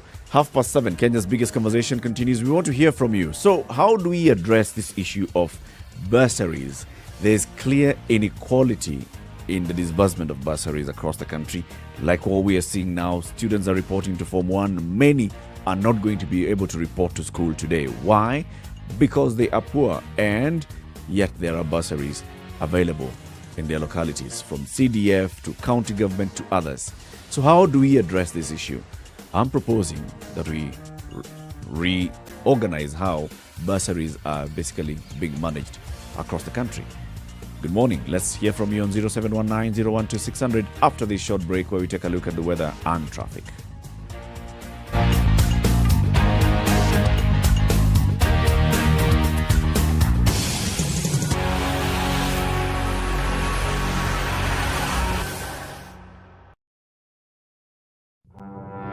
Forgiveness is always conditional. Even before God, there's nothing like unconditional forgiveness. Government doesn't pay you pension until you retire. In fact, they have no money for you. The day you retire, they look for it. This country is punishing many young people. These young people are more susceptible to be deceived, to be taken advantage of, and they're more susceptible to be bought off. Let us also talk about where we want our country to go. You know, we are a population of very young people. We're in a state of capture. The judiciary is under duress. Parliament is in the pocket of the executive. You don't sit and wait for the regime to topple itself. It will never do so. By the way, let me tell you, these guys are so persuasive. I'm telling you, they can persuade you to sell your grandmother. I'm telling you, they can sell sand in the desert.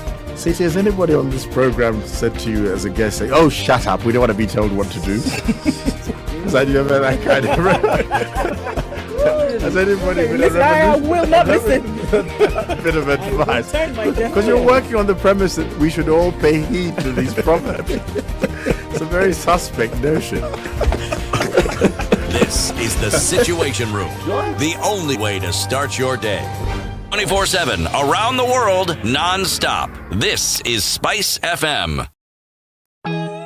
Gone are the days when hiring should be about hitting the brick wall, because we understand how much it means to have the ideal candidate working for you and your organization. That's why at Standard Jobs website, we offer the complete employer dashboard that lets you interact fully with applicants, lets you track the full hiring process through a qualified specific smart search tool. What's more, we offer a full-on custom branded page that lets your company stand out with your own to choose custom page. So visit www.standardmedia.co.ke/jobs today and let's help you find the next ideal candidate for you.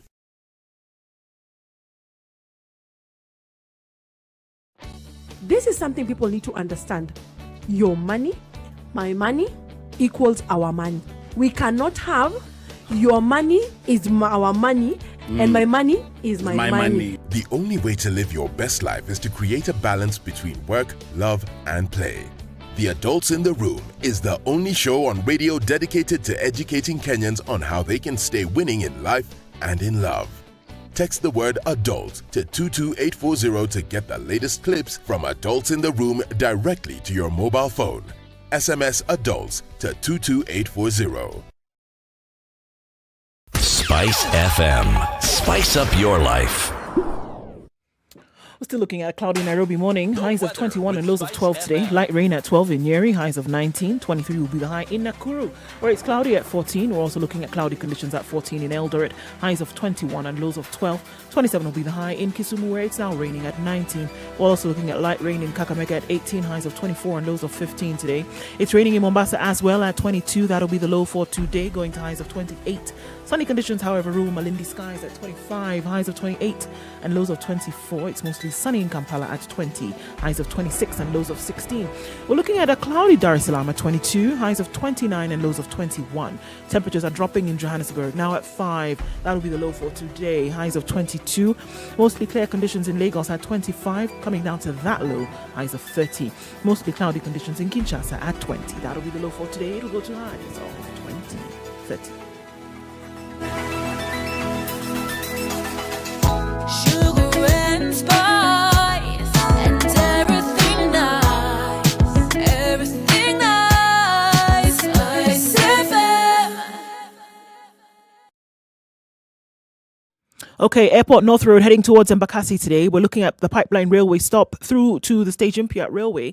Also past Feather today, quite some traffic. Also Imara Daima heading out on Mombasa Road and inbound as well. Cabanas, General Motors, that whole stretch is just looking like a drama.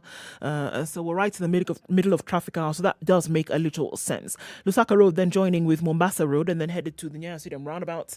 It's also quite packed today, as is Langata Road. It looks like everybody is out today. Coming out of Westlands, also quite some. That Museum Hill ramp is still closed. Folks are still having to use Muthui Road to get out towards the city centre, connecting via Thika Road. Landish Road doesn't look too bad right now. A little bit of red as you enter into the CBD. Where it does look quite crazy, though, is all the way from Survey to Pangani, joining with Muthaiga Square. Kiambu Road, that's a totally different story. It's not moving at all, and we're looking at bumper-to-bumper traffic with about 4 lanes now. Hopefully we get out of this one alive. Text on 40127 and tweet on SpiceFMKE, and let's see what it looks like in your neck of the woods. We'll talk again in a short bit.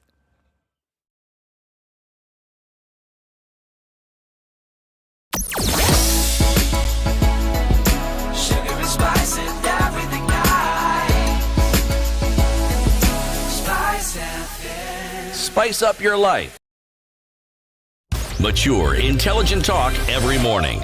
Spice up yourself.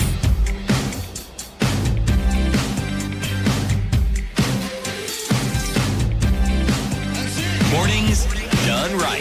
It's 94.4 Spice FM. Conversation is the Situation Room, broadcasting every weekday morning on Spice FM, 6 a.m. to 10 a.m. In the room with you is Eric Latif, Nduoko, and C.T. Muga. Luke Mukoyani is tuned in from Kakuma Refugee Camp, providing nursing services there. You guys are just amazing, Spice FM. It's just hot. Indeed it is. Watching from Machipanda border in Mozambique. Good morning. This is Joseph Austin Salima. That is Machipanda border. So Machipanda is border with who? Machipanda border in Mozambique. How many countries does Mozambique border? The Indian Ocean, Tanzania, Malawi, Angola, South Africa. See, we're just mentioning countries. Around there. One must be specific. Egypt. Yes, it's just next door. Yeah, there's Egypt. Yes. There's Sudan. Yes. And if you really want to get close by, there's DRC. And now that there's a rebel group, they're calling itself Al-Shabaab, Somalia. Are we still talking about Mozambique? Yeah. Yes. Oh, okay. So Machipanda border, where Joseph, you're tuned in. Let us know. Machipanda border borders which country? But thank you very much for tuning in. Susan Chitambo is also tuned in from the eastern parts of Zambia.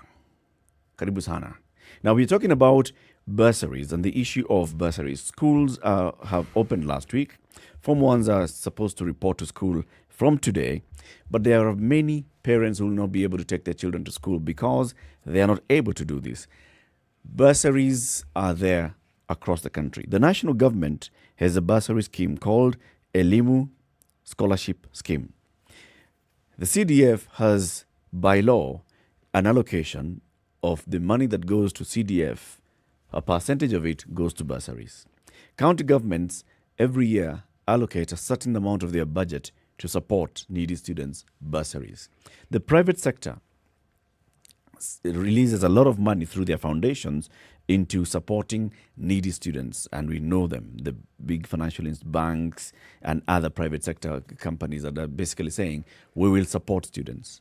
We have NGOs that are supporting students in the education sector. But yet you find that in a place that has so many bursaries and scholarships available, there are still needy students who do not get to go to school, such that they even actually make national news. The other day we saw in the national news students who passed very well, but they were not able to secure a bursary, and the parents are already considering sending the children back to Standard 8. And there is no part of this country for which these bursaries don't exist. Yes. Every county, They're everywhere. every county, every constituency in this country, have those bursaries. Why is a county such as Kwale County, under the leadership of Salam Vuria, able to give this assistance to not a few, everybody who is in need? And it's not a question of maybe you come and try again in the next year. It is that, in fact, when they're giving out their bursaries, when they're giving out bursary checks, it's a county affair. Everybody comes out, and it's in the public It's domain. in the public domain. Everybody comes out, those who are receiving, county officials, etc., etc. There is no, it has never, in the last 5 years, coming out to at the end of this particular Mvuri administration, never been that somebody who needed did not get. 1. 2, did you hear stories of those who were supposed to be getting a particular amount then did not get? My question is, why is it possible that it's able to happen in county and it is not possible in others? Is it that they get less money? What is it that we hear? For example, what we hear from Kwale is that there's the deliberate policy by the administration It is written to say Yeah. that they are going to sponsor people, especially those that go to extra county and national schools. Yes. Now, does it mean that those that want to go, that need to go to the local schools that need support are also receiving? Yes.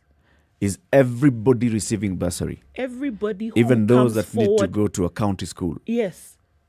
Who need to go to a county school? 1. 2, everybody who comes forward showing the need is helped. Is helped.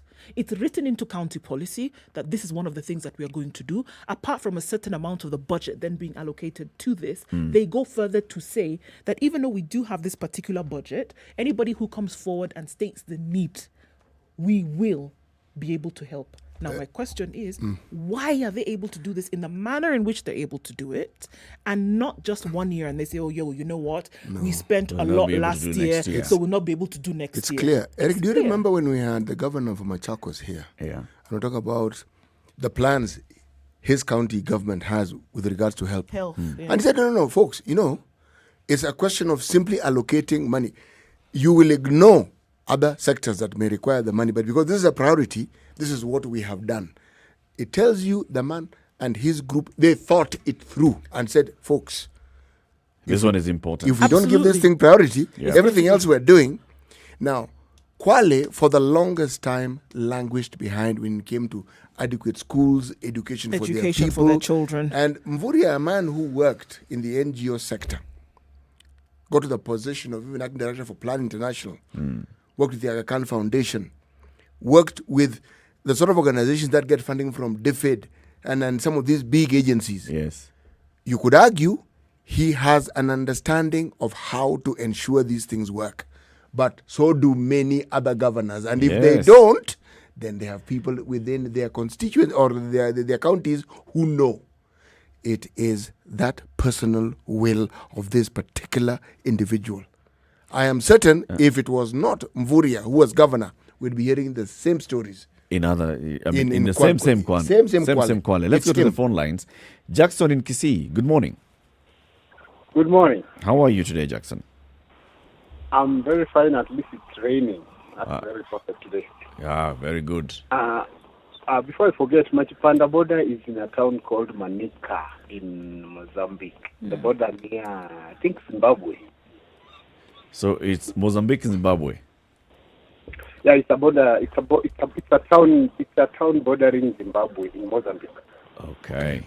Asante. Yeah, it's our Busia in Uganda. Asante.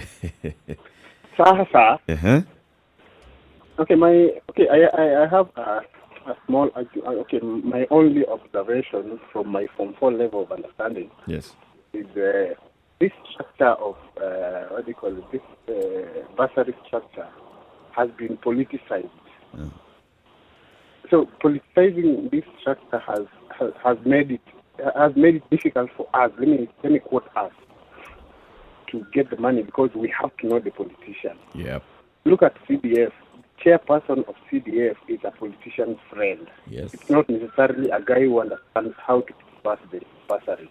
It's a guy who understands the politician, who understands how much should be used and how much should be given to the politician. That's a perfect. That's a very real situation on the ground here. A very good example is here, where I stay here in a place called Marani. Uh-huh. We have a couple of schools that pay 2,500 per term, which is very little money. But very many people, almost 75% of the people don't afford to pay it. So when I was asking a few of my relatives, hey, why can't you pay 2,500? At your best pay, but can. So hakuna basari, basari mpaka tuongee na ngweni, mpaka tuongee na. So why do you have to speak to somebody to do his job? Exactly. So it's very funny about that. So how then do we address it? You hear what I'm proposing, Jackson? I'm saying we should do what? I think we should take the bursary board from politicians. There should be a way that a politician should never be able to manipulate the bursary. They should be able to make money come, but not be able to say how the money should be.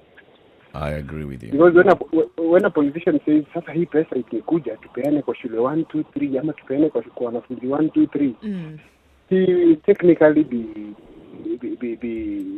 he'll be overwhelmed by people in his home asking him, hey, mwana MP bwana, hata mimi mtoto yangu ako na shida, hata mimi mtoto yangu ako na shida. So many people who are able to reach the politician are not people who need the money, are people who are close to the politician. Regardless of whether they have the money or not. That's very true. Thank you very much, Jackson.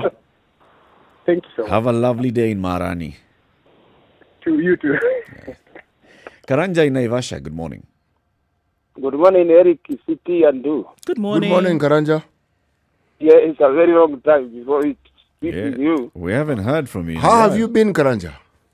I have been fine, my friend, but I have seen since the time you had Senator Kataga. I saw you in the TV that time. Uh-huh. The orange microphones there, I really love them very much. Good. Okay, coming to the point, the thing is, people say information is power.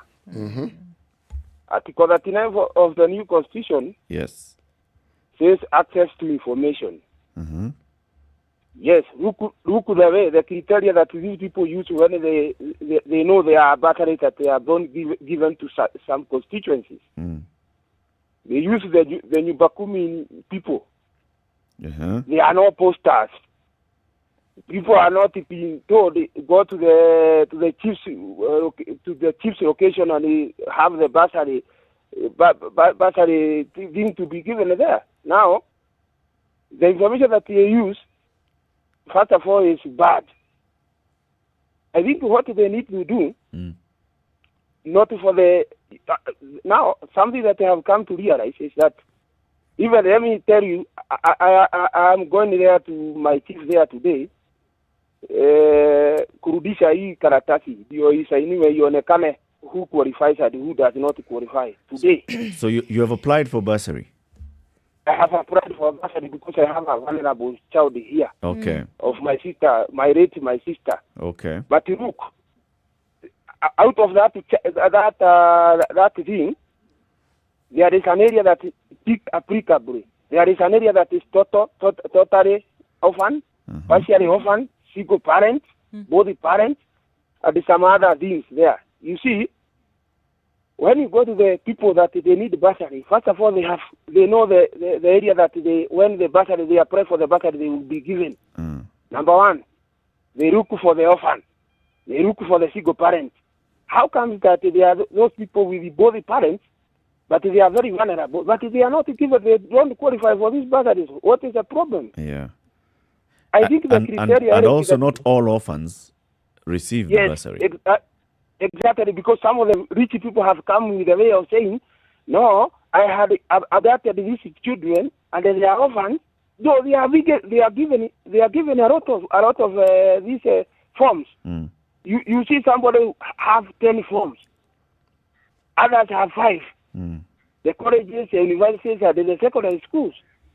Another thing that you are saying, I think the good thing that we can use here is that give these forms to secondary schools where these students they are in, or maybe there are students who are getting to Form 1. They know these people. Go and give them wherever these students apply for the schools. And these principals and these secondary teachers, they know they need. Let me ask you, Karanja.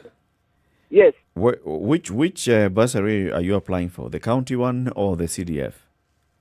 I'm applying for the CDF. How did you get the forms? Yes, I normally went to the chief's office. And I heard it from people. There was no advertisement that to say. Go ahead and apply for the bursary. I heard it from my friends. Okay. You see? Yeah. So I am applying for the secondary form. And I'm not right whether I go through, it will say through. You see? Yeah. Because the criteria that they use, there is no decorum. It's not even clear. Thank you very much, Yes, Karanja. We wish you all the best. Thank you very much.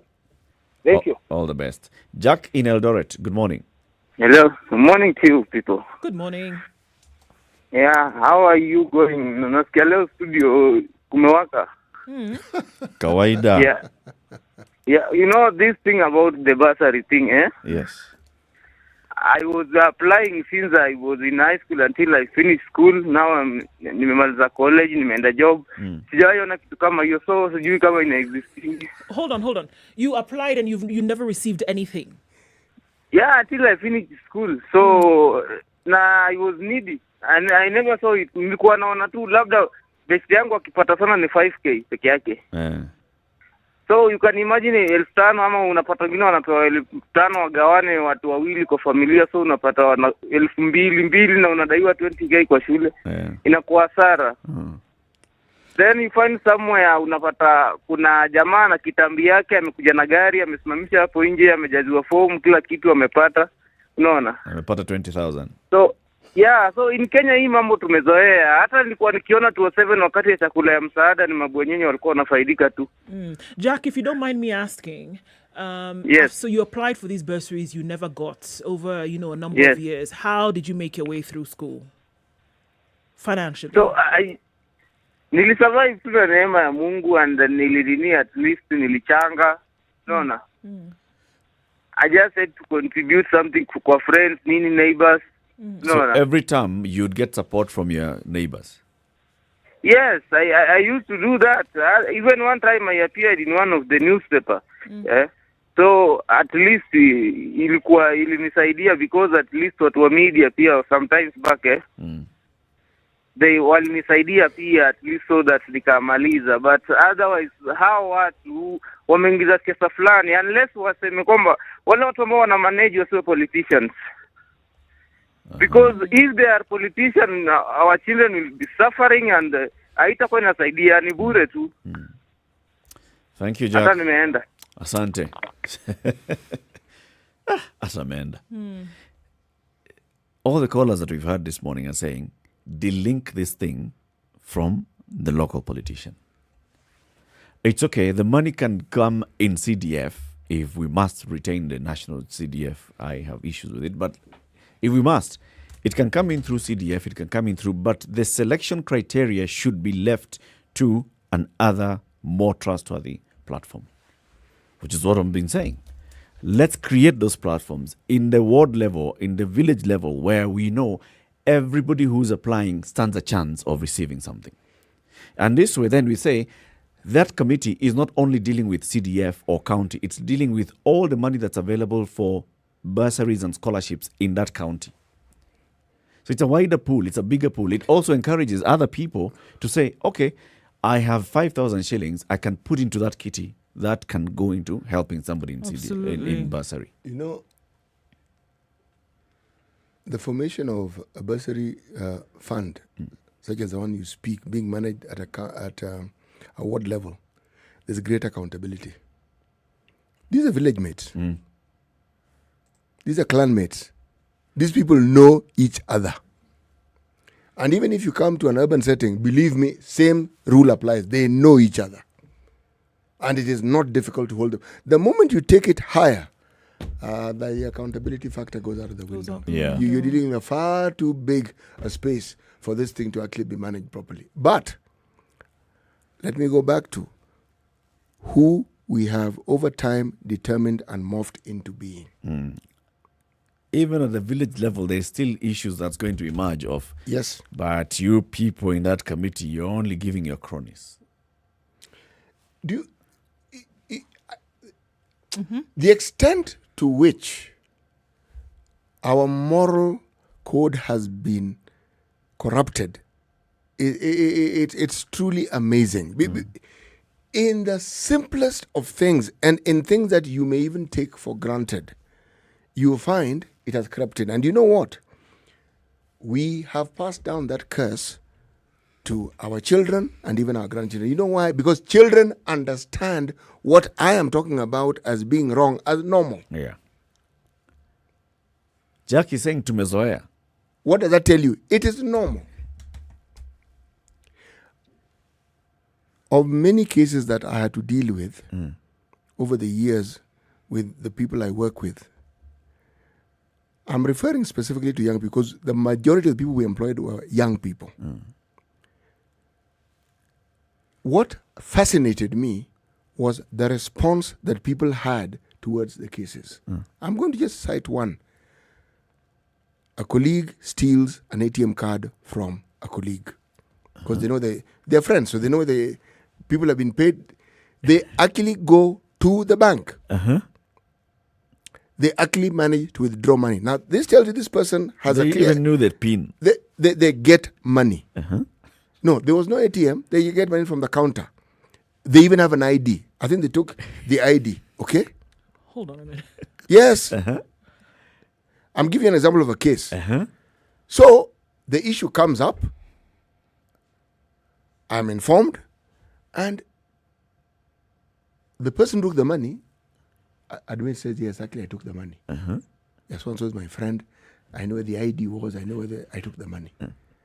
You know that on a summary dismissal, there is no question whatsoever. Then the person who heads that particular unit in that district comes to me and says, you know, this person is my wife's younger sister. So we can just forgive them. And I'm thinking... Ni mtu wa nyumba bwana. Ni mtu wa familia. Yes. I'm thinking, so if this case had been brought to you, that is how you'd have handled them. Yes. Said yes, we can just transfer. I said, are you not cognizant of what has happened, what we're dealing with here? Tungeongea kinyumbani arudishe pesa. Makosa yamefanyika. Arudishe pesa. You've understood it. Naendelea na kazi. Na usirudie tena. What message do you pass now? Wow. That's the message that's being put across. It's Yeah. okay. Yes. You can fuddle about Yes. here and there. You Yes. just come and say sorry later and return, and then it will And be you all will right. find that these are the same people who are in a choir. They are Christians and they'll even give you their testimony. So, you know, here you are sitting and thinking, no. I need to analyze this thing very, very carefully because there's something that has happened here that I need to understand. This dichotomy, how does this person live with it? How do they survive with this? And you realize it is again normal. As Jack has said, it's normal. This is one part of my life. This is another part of my life. There is no guilt whatsoever. None. I was caught. You thought I was going to be fired. Transfer. Yeah. Now, we are gone. Well, thank you very much for all the conversations that we've had with you, even on social media. Keep it right here. In the next hour, we're going to have a conversation about the bottom-up economic model. So this is not, for example, by the way, Genius by William Ruto or David Day or others. It's a conversation that's happened all over the world. But in the context of Kenya, what is the bottom-up economic model? Kipchumba Murkomen, the senator, will be here and he'll be explaining to us what they're working on. Good morning. It's 8 a.m.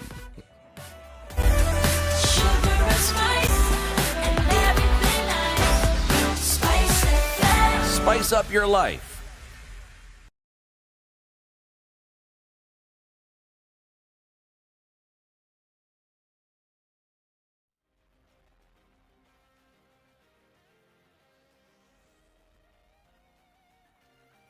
This is Newswire. I'm Dennis Aseto. As the 2022 general elections fast approach and politicians prepare themselves for it, strategies are being coined with the intention of winning votes. Deputy President William Ruto and his supporters have come up with the bottom-up strategy they say is aimed at improving the economy. But what exactly is the bottom-up slogan? What does it mean? Do you understand it? Here are leaders on the bottom-up economics. By working from the bottom down, from up to from top to bottom. Very good example. Take the in northern or in the North Rift. Sisi tukisema bottom up, hatusemi kwa sababu ya siasa, tunasema kwa sababu ndio ukweli tunaamini ya kwamba vile ya kupeleka Kenya mbele ni kushughulika na wale walio chini. Meanwhile, ANC party leader Musalia Mudavadi and his Ford Kenya counterpart Moses Wetangula continue to criticize the bottom-up model by Deputy President William Ruto, saying it cannot address the current economic problems Kenyans face. They say Kenya needs a well-structured solution that will solve the issues we face, especially on taxation and clearing the debt the country is struggling with. Watu wamekuwa wakizungumza sana kusema iko model hii. Mimi nataka niseme hakuna haja ya model. Kile watu wanataka kujua, kama kuna deni, tutalipa deni namna gani? Kama kuna ushuru, tutafanya nini huo ushuru upunguke? Hakuna economy ya kupeana watu pesa kuholela vile mnaambia, kwa sababu hata wakisema hivyo itakuwa tu kama zile laptops, itakuwa tu kama zile 9 stadiums, itakuwa tu kama zile vitu zote mliambiwa na hazikufanyika.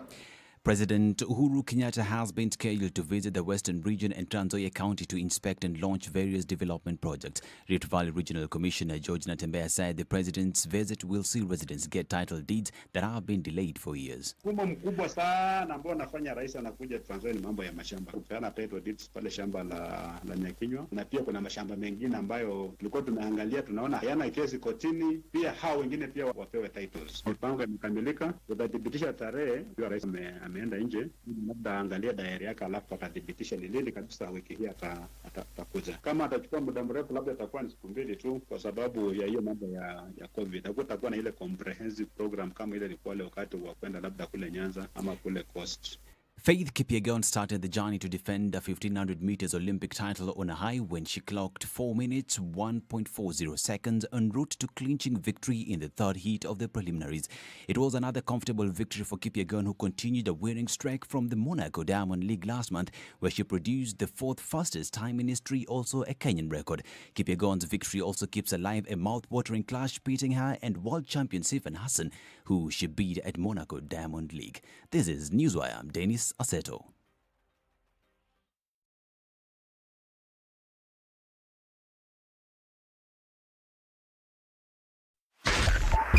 .5 Spice FM, Kisumu.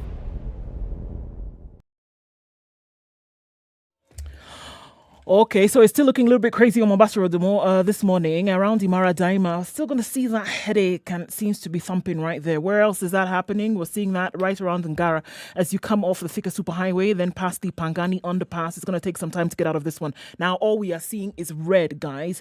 Langata Road is looking pretty busy. It is chock-a-blocked some parts all the way to the Timor roundabout. And then also coming off of Gong Road, as you get to the roundabout at the City Mortuary there, we're going to see an issue. Survey on Thika Road. Thick. Combining with Kiambu Road as well. It doesn't look pretty at all. Coming off of Jogo Road, spilling over into Landis Road and into the CBD. The advice this morning is to use the bypasses, Southern, Eastern, Red Hill and Northern to be able to get where you're going. Go out in order to get in. And we're going to see that headache on Mombasa Road for some time this morning. So let's keep abreast of what's going on. Help us out here, guys. SpiceFM KE on Twitter. That's how you can get in touch. Text us on 40127. Let's keep things moving this Monday morning.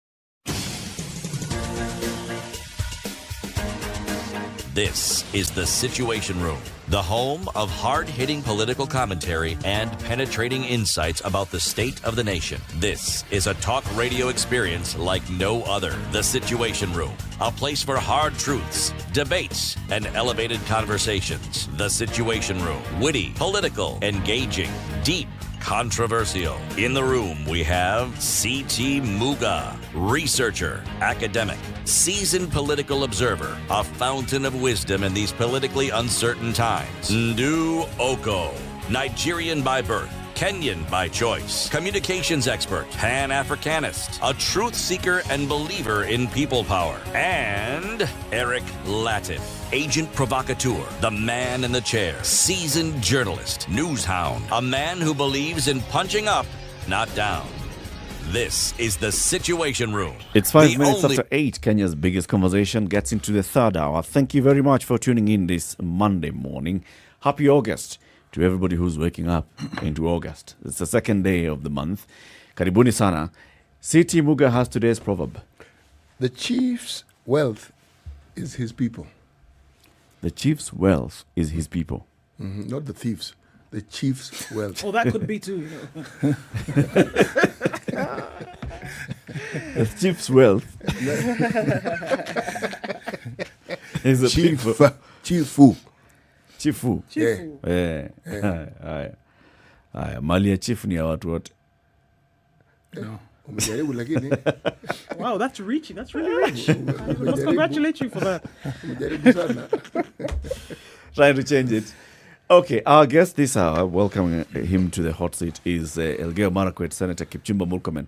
Karibu sana, Senator. Thank you, Eric, Ndu and Charles. You know, you've been on the show a number of times, but never here. Yes, I know. The first time I was here is because of, it's during the COVID pandemic period. Still there, but during the peak, the first round.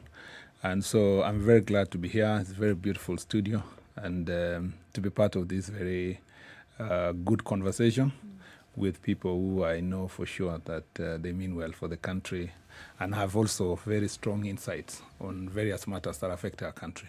So I'm really, very, very happy that you've invited me. Kupakwa mafuta kwa mgongo wa chupa. We can end this conversation now. It's done. Finish. In fact, what we need to do is just send sawa. Asante. Tumekubali. Tutakupigia kura tena. You should all come and register in Elgeyo Marakwet. Yo kura umepata. Mheshimiwa, we are here to talk about the bottom-up approach. Yes. This is one conversation that's happening. You are among those who are deep in the center of the hustler movement, hustler conversation. So in terms of sloganeering, first of all, these guys, you went to the hustler conversation. Correct. Everybody has heard it. Everybody understands hustler. Yes. You've gone now, we've come up with a new slogan, the bottom-up economic model. Hey. So everybody is... Big words. Yeah, big words. What Governor Lonyangapo would have said, Kiingereza tupu. Kiingereza mingi. Or even your leader would have said, Kizungu mingi, na catwalk. This bottom-up approach, or bottoms-up, we actually don't even know. It's bottoms-up, bottom-up. We've seen some of the leaders in your wing going to media houses and attempting to explain what bottom-up is. We saw Mheshimiwa Alice with her attempt to do that. The other day we also saw Mheshimiwa Gathoni wa Mushomba also attempting to respond to bottom-up and explain what bottom-up is. So let's try it this time round, okay? With Kipchumba Murkomen. And maybe I may not get it. What is the difference between the trickle-down and the bottom-up approach? Thank you, Eric. I'm really happy that, first of all, we are having this conversation. You should understand that we are the only now political group that are being asked to explain an economic theory.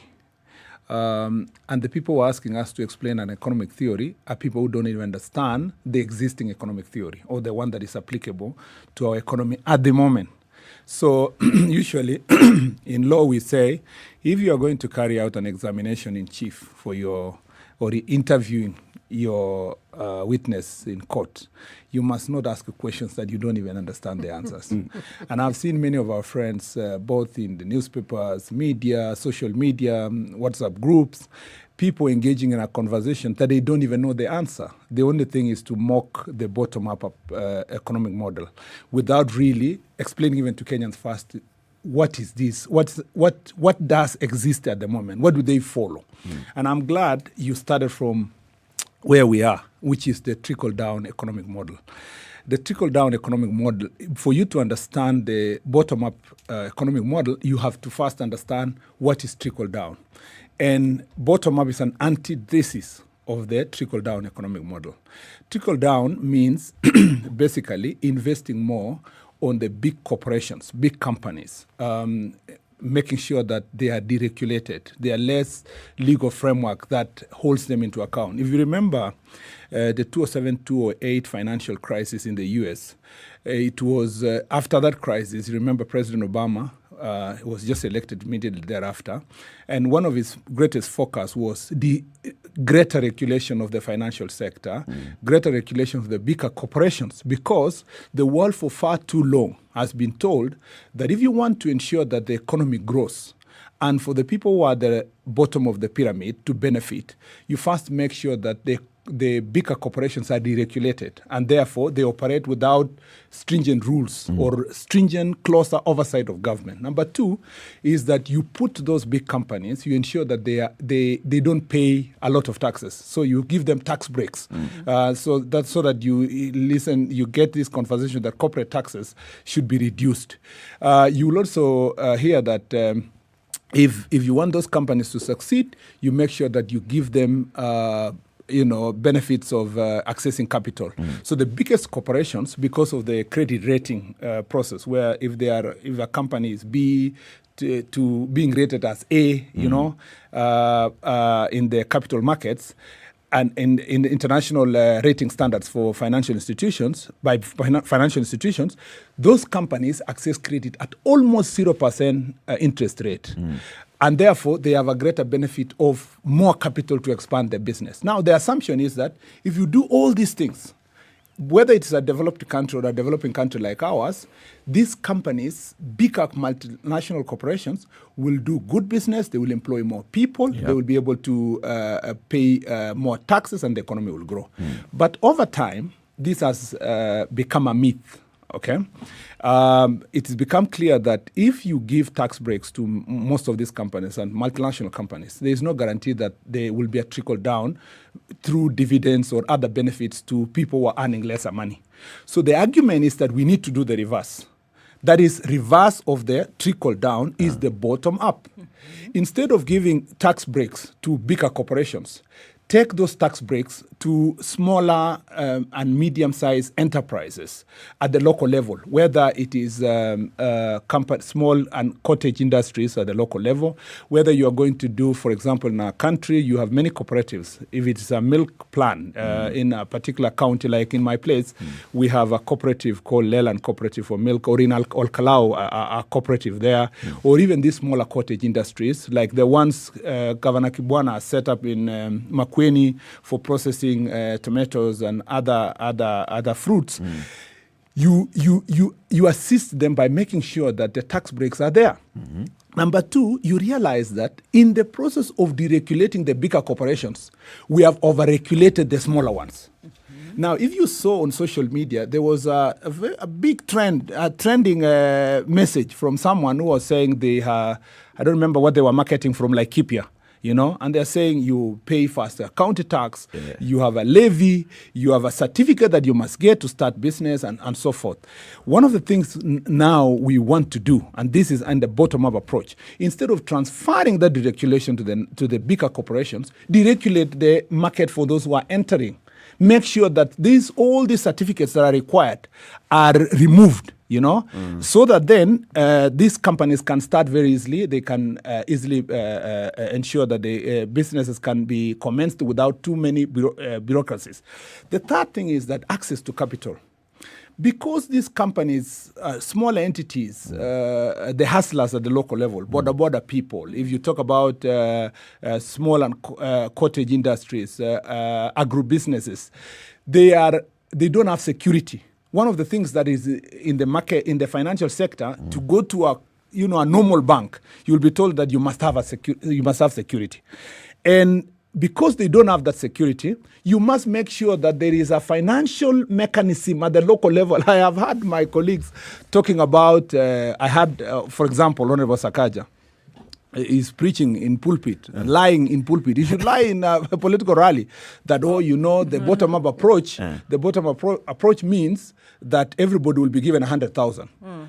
I have had another, when I was entering here where Tankula's voice was on radio, that we are promising to give everybody cash. That's not the truth. Okay. The truth is that we want to have a financial model at the local level, either through table banking, for example, ensure that those table bankings that are aiding hustlers at the moment are properly structured and accommodated in our legal framework to ensure that people access capital.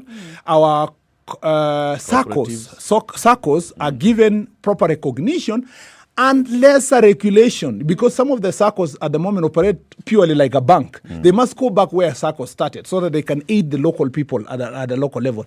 But more than that, the Hustler government is promising that you set up a fund in the model of CDF that is accessible to startups, up to 100 million in every constituency. That money is not free. Okay, Senator. That money is not going to be free. So when people talk about free money, tell us, are bigger corporations getting free money from banks? No. We are saying we are going to have a fairly properly structured financial allocation to these hustlers. First of all, supported by government from the beginning, but this money are repayable. They are repayable back to government. Okay. Then these startups can begin to grow. The argument here, Senator, let me close with that argument. The argument here is that instead of trusting and believing in the trickle-down approach that you assist the corporations, bigger corporations and bigger companies to grow so that the economy grows, we take the interventions directly at the bottom, so that then through that we have more people who are going to contribute to the economy. There are more people who bake the cake, and therefore more people to pay taxes that are going to assist our country grow. Absolutely. And so that I don't lose the last sentence. So okay, that I'll here take the questions. The last one. Okay. The last one. If you look in two last ones. A politician must have three last. Of course. This is the last one. We'll give you one more. The last one. Even in a rally, you tell people, you're mwisho. The last issue is that in the legal framework, what we are saying that a stringent legal framework, I want to give you a good example of the intellectual property sector, because I was founding director of the Anti-Counterfeit Agency. At the moment, you must have heard recently that 2 years ago that there was a huge crackdown in this country against the counterfeits. Counterfeits is basically goods that are violating intellectual property rights of another company. But the problem with this country is that we are using anti-counterfeit laws to protect big corporations that don't even need that protection in the first place. We have huge Chinese companies that are already producing maybe batteries, they're producing radios, they're producing all that. Their own companies in their own country have been allowed to produce imitations that are sold both in China and in our country. What do we do here? We go to Kikomba, we go to Marikiti market and all these other markets. We raid these small businesses and business entities that have imported these things, destroy their goods or lock them somewhere in the name of counterfeits. Yet the corporations, the big multinationals we are trying to protect, are not even registered. They have not even registered the intellectual property rights with the Kenya Industrial Property Institute in the country. Okay. So the thing is that this mentality of fighting hustlers, fighting hawkers, fighting mamambokas, fighting mkokoteni, fighting traders in Kikomba must come to an end. And we are saying they must be part and parcel of the conversation. They are coming to the table to be part and parcel of growing our economy. Okay. Those who are making fun of bottom-up approach should first discuss the economic model. I think there are many examples that you can give. Yeah. And one thing that you are actually absolutely right about is that this is not a new model. Correct. It is not something that you've come up with or invented. It's been practiced in other countries and Mhm. continues to be practiced. You're talking about government making the environment conducive to build, to grow business and to grow an economic environment. That is what government is supposed to do anyway. Correct. And you have very spirited examples of why and how this should work. So, I mean, you've joined a lot of Kenyans who've been crying for this for the longest time. Correct. My question is this something that has just been realized recently? If not, why has it not been enacted previously? Okay, that's a good question. First of all, I'll start by saying that the bits and pieces of bottom-up approach economic model are existing in various sectors of our economy and other countries in the world.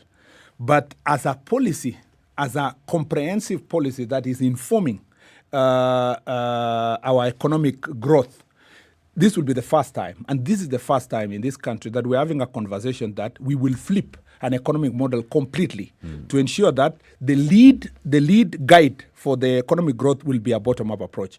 Number two is that this has been understood through experience that we've gone through. For the last 60 years, a country grows from one step to another. Every administration led by a president has particular aspirations that they want to achieve.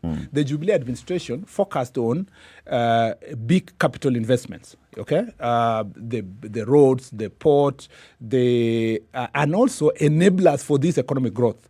And some of them are the electricity access. If you don't have energy at the local level, you will not be able to deal with the cottage industries. Yep. So already the infrastructure is in place for purpose of achieving this economic model. What we are saying is that we want to shift from now what we've been doing because of the experience we've achieved.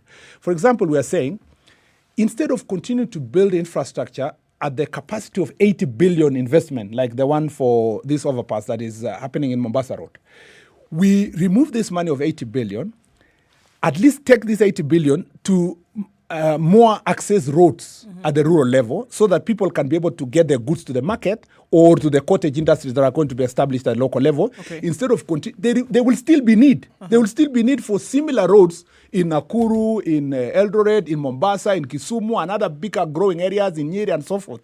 But we are saying instead of giving the people of Nyeri for now an 8 billion road, our plan is that we will go bottom. We will make sure that we take these resources, go and open up access roads for them at the local level to take their goods to the market. So are you saying that the government that you all have been a part of, you all have been a part of this government, are you saying that previously, up until now, you have made mistakes?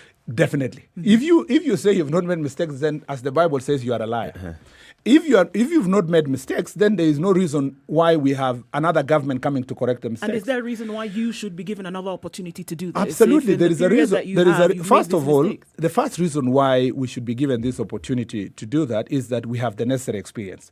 Number two, I am not the presidential candidate. Okay, William Ruto is going to be a presidential candidate for the first time in his entire life. He's going to be a presidential candidate who will be in the ballot for purpose of governing this country for the first time. The policies they have been able to implement with the president, in particular the first 5 years of Jubilee administration, because basically he's not been anywhere in this second term. Those first 5 years, many of them are enablers of this bottom-up approach.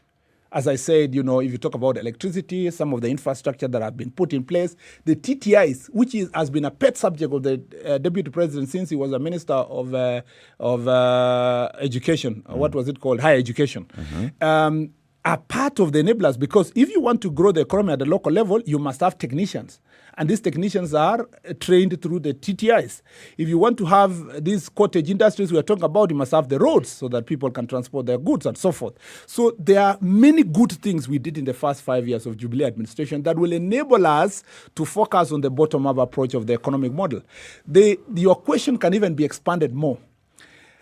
Why should Kenyans trust William Ruto to do something different from Uhuru Kenyatta? From what he has not done in the last 10 years. Let me tell you, the first is that He's the best candidate among all the others who have been in government. Oh, I think that could be subjective. No, of course. I mean, because you clearly exactly. I am biased, Yes, but in my biased position, Raila Odinga has ran government. Kalonzo Musyoka has lived in government. Musalia Mudavadi has made a mistake in government, including Goldenberg. Wetangula has been in government since 1992, and so forth. All these people who are running, who are his competitors first, have worse experiences in government. But they've never been, except Raila Odinga, who has been part and parcel of running government as a leader of government. The others may not have been presidents. Number two is that we already know that one president, a vice president, can even do better than the president he was deputizing. When Mwai Kibaki was the vice president of Moi, for 10 years, people thought, and he was the vice president at the worst time of Kanu, when people were in torture chambers, people were taken to, all these other people were detained and so forth. But he wasn't the president. After those 10 years, after he went to opposition, when Mwai Kibaki came back to office in 2002, we remember Mwai Kibaki not as vice president. We remember him as the president who transformed our economy. So the point is that you can't judge a vice president. On one hand, you are saying the vice president must be, the deputy president must be totally loyal to the president and must do everything that the president says. On the other side, you are saying he must he must be punished for the things. Can you tell me do? Yes. Can you blame William Ruto for what happened for the last 4 years, for example? Because he was part of the administration. He is not part of this administration. He is there de facto, but the jure, but de facto, he is not in office. Was he not the real comfortable deputy in that president? position? The real deputy president at the moment is Raila Odinga. I must ask you, Morkomen, was he You comfortable in this de facto situation? Is one thing. Was he comfortable in this de facto position? But let's not even focus so much. Is he comfortable? Let's not even focus so much on the suitability of William Ruto to vie for presidency. Let's just go back into what William Ruto is now selling. Correct. In this thing that you're calling the bottom up, approach. right? No, and the way you've explained it... I don't want you... Let me just cut you a little bit. I don't want you to say this thing. You see, Eric, if you do so, let me say, if you do so, you fall into the trap of those politicians who are actually trying to bastardize a very important debate, changing it to, people's body parts or changing it into drinking discussion. For lack of clarity, because we end up there. Let me just say, you are here. You are the ones who are informing Kenyans. Let's call it exactly. the model that you're calling the Correct. bottom-up economic model. Yes. All right? Yes. And the way you've explained it is empowering people at the grassroots level. Yeah. Empowering Building small our businesses, economy building our economy from the bottom grassroots. up. Yes. We have had these things before, Mweshimiwa. Yes. If we look back into days of, for example, looking at how to promote agriculture in this country, Correct. we had all these institutions. Correct. We had KFA, which was looking at how to access market. Exactly. KGGCU, Kenya Planters Union, looking at how to bring cooperatives and empower them, right? Yes. In terms of accessing finance, what was it? Agricultural Finance Corporation, right? AC. Still there. Which was supposed to make sure that farmers can get access, easy access to financing.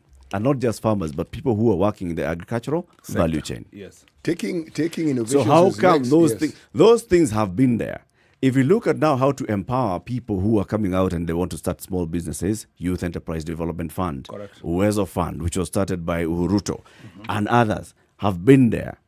So what is it that's going to be different from all those things that we've seen coming in, being abused, and then this one that we're now calling the bottom-up approach, which we are saying, let us stop giving a lot of focus to the big corporations and let us go and bring this focus to the small corporations. This conversation is not new. What I find even interesting, Eric, is that this conversation, I have not heard a single word uttered about reviving institutions that did precisely what they're claiming they want to do. For instance, you talk about SACCOs. The growth of the cooperative movement that even led to the creation of a bank. Correct. You're talking about industry.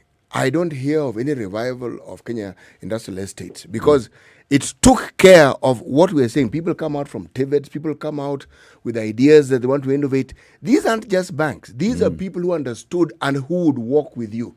One doesn't hear of that discussion. Kariobangi Light Industries was one such place. Yes, where one doesn't wonder. Yes, helped. Charles, yes. Charles and Eric, I really want to thank you because you are now true believers of the bottom-up approach.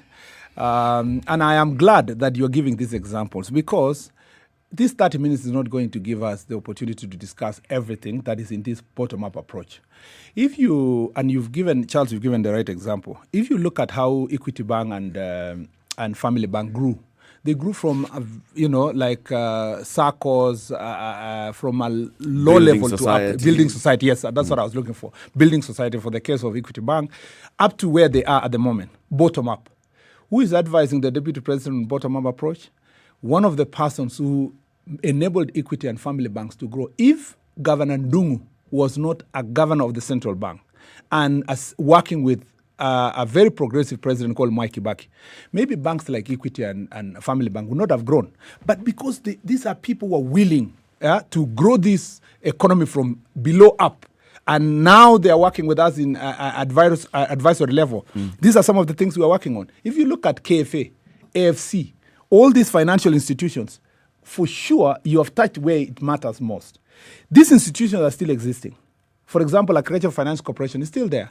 But the amount of money that has been given by the state for them to lend to the farmers is very little. But they've been on their deathbed for a long time. Yes, but at least they are still alive on paper. What we need to do when we come to office these are some of the institutions when we talk about giving money to the local level. These are institutions that are going to be given the resources to be able to distribute to the farmers for the agriculture sector to grow. So you are right in terms of saying you've not had this and all this, but once the manifesto comes out, we were just, the only question we were discussing. Exactly. Once the manifesto comes out, you will have detailed programs on the agriculture sector. You know, what will happen to the livestock sector, for example.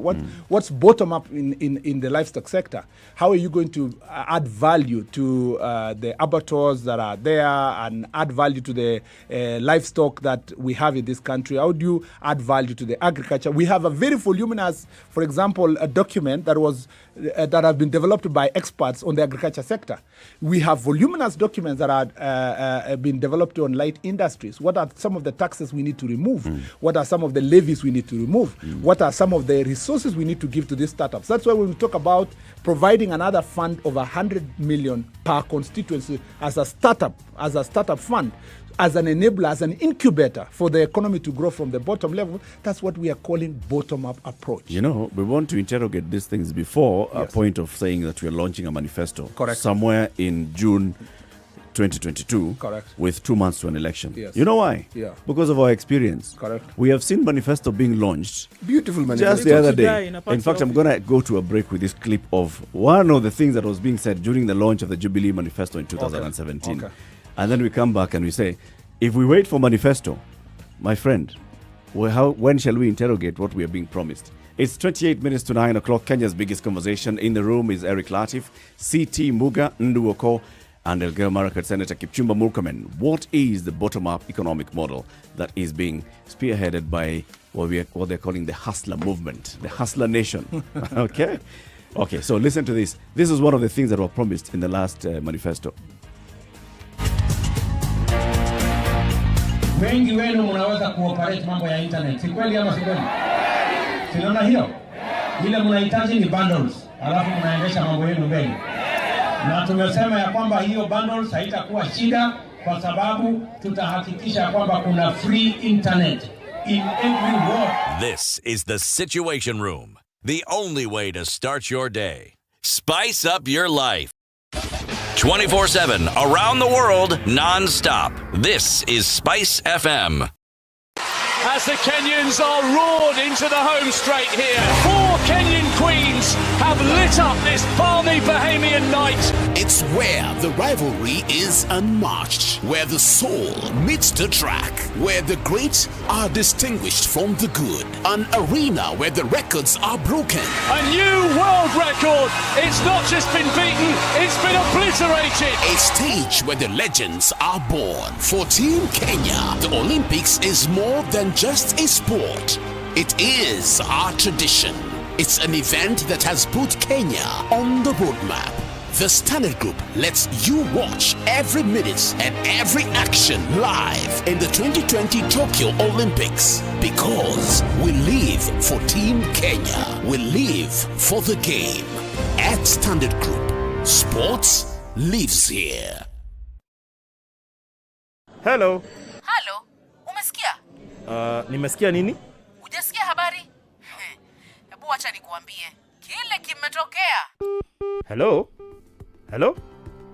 Hello? Don't wait for hearsay. Dial star 550 star 2 hash to read the Nairobian e-paper from the convenience of your mobile phone for only 20 shillings from your telecom line and stay up to date. The hottest talk of town with no additional charges. Classic soul, R&B, smooth jazz, neo soul, and nostalgic ballads. Make some noise. Yeah. You're listening to Spice FM. The weather with Spice All FM. right, so still looking at cloudy conditions in Nairobi, warming up ever so slightly though to 15, highs of 21 and lows of 12. It's raining in Nyeri at 12, highs of 19, 23 will be the high in Nakuru where it's cloudy at 15 and 14 and mostly cloudy in Eldoret, highs of 21 and lows of 12. Cloudy conditions at 19 in Kisumu, highs of 27 and lows of 18. It's raining in Kakamega at 18, highs of 24 and lows of 15. It's also a wet morning in Mombasa at 24, highs of 28 and lows of 22.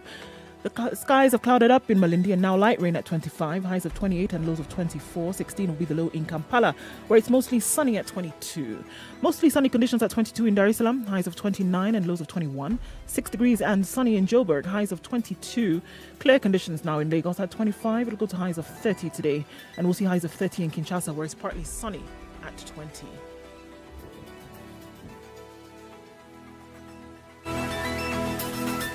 Are you ready? Okay. Spice FM. All right, still looking at some traffic headed towards Embakasi North Airport Road, coming off of Mombasa Road today. Looks like it's going to remain quite heavy. Also, still looking at that Imara Daima situation.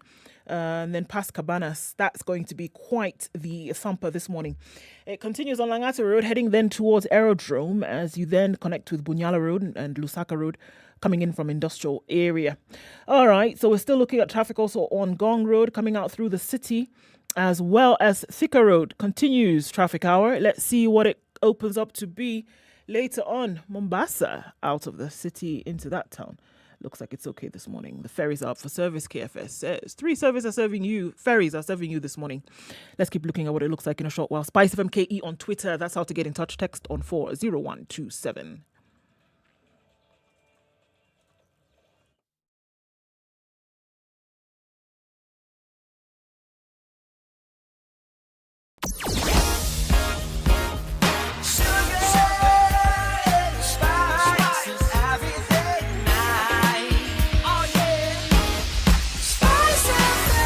Spice up your life. Mature, intelligent talk every morning. Spice up yourself.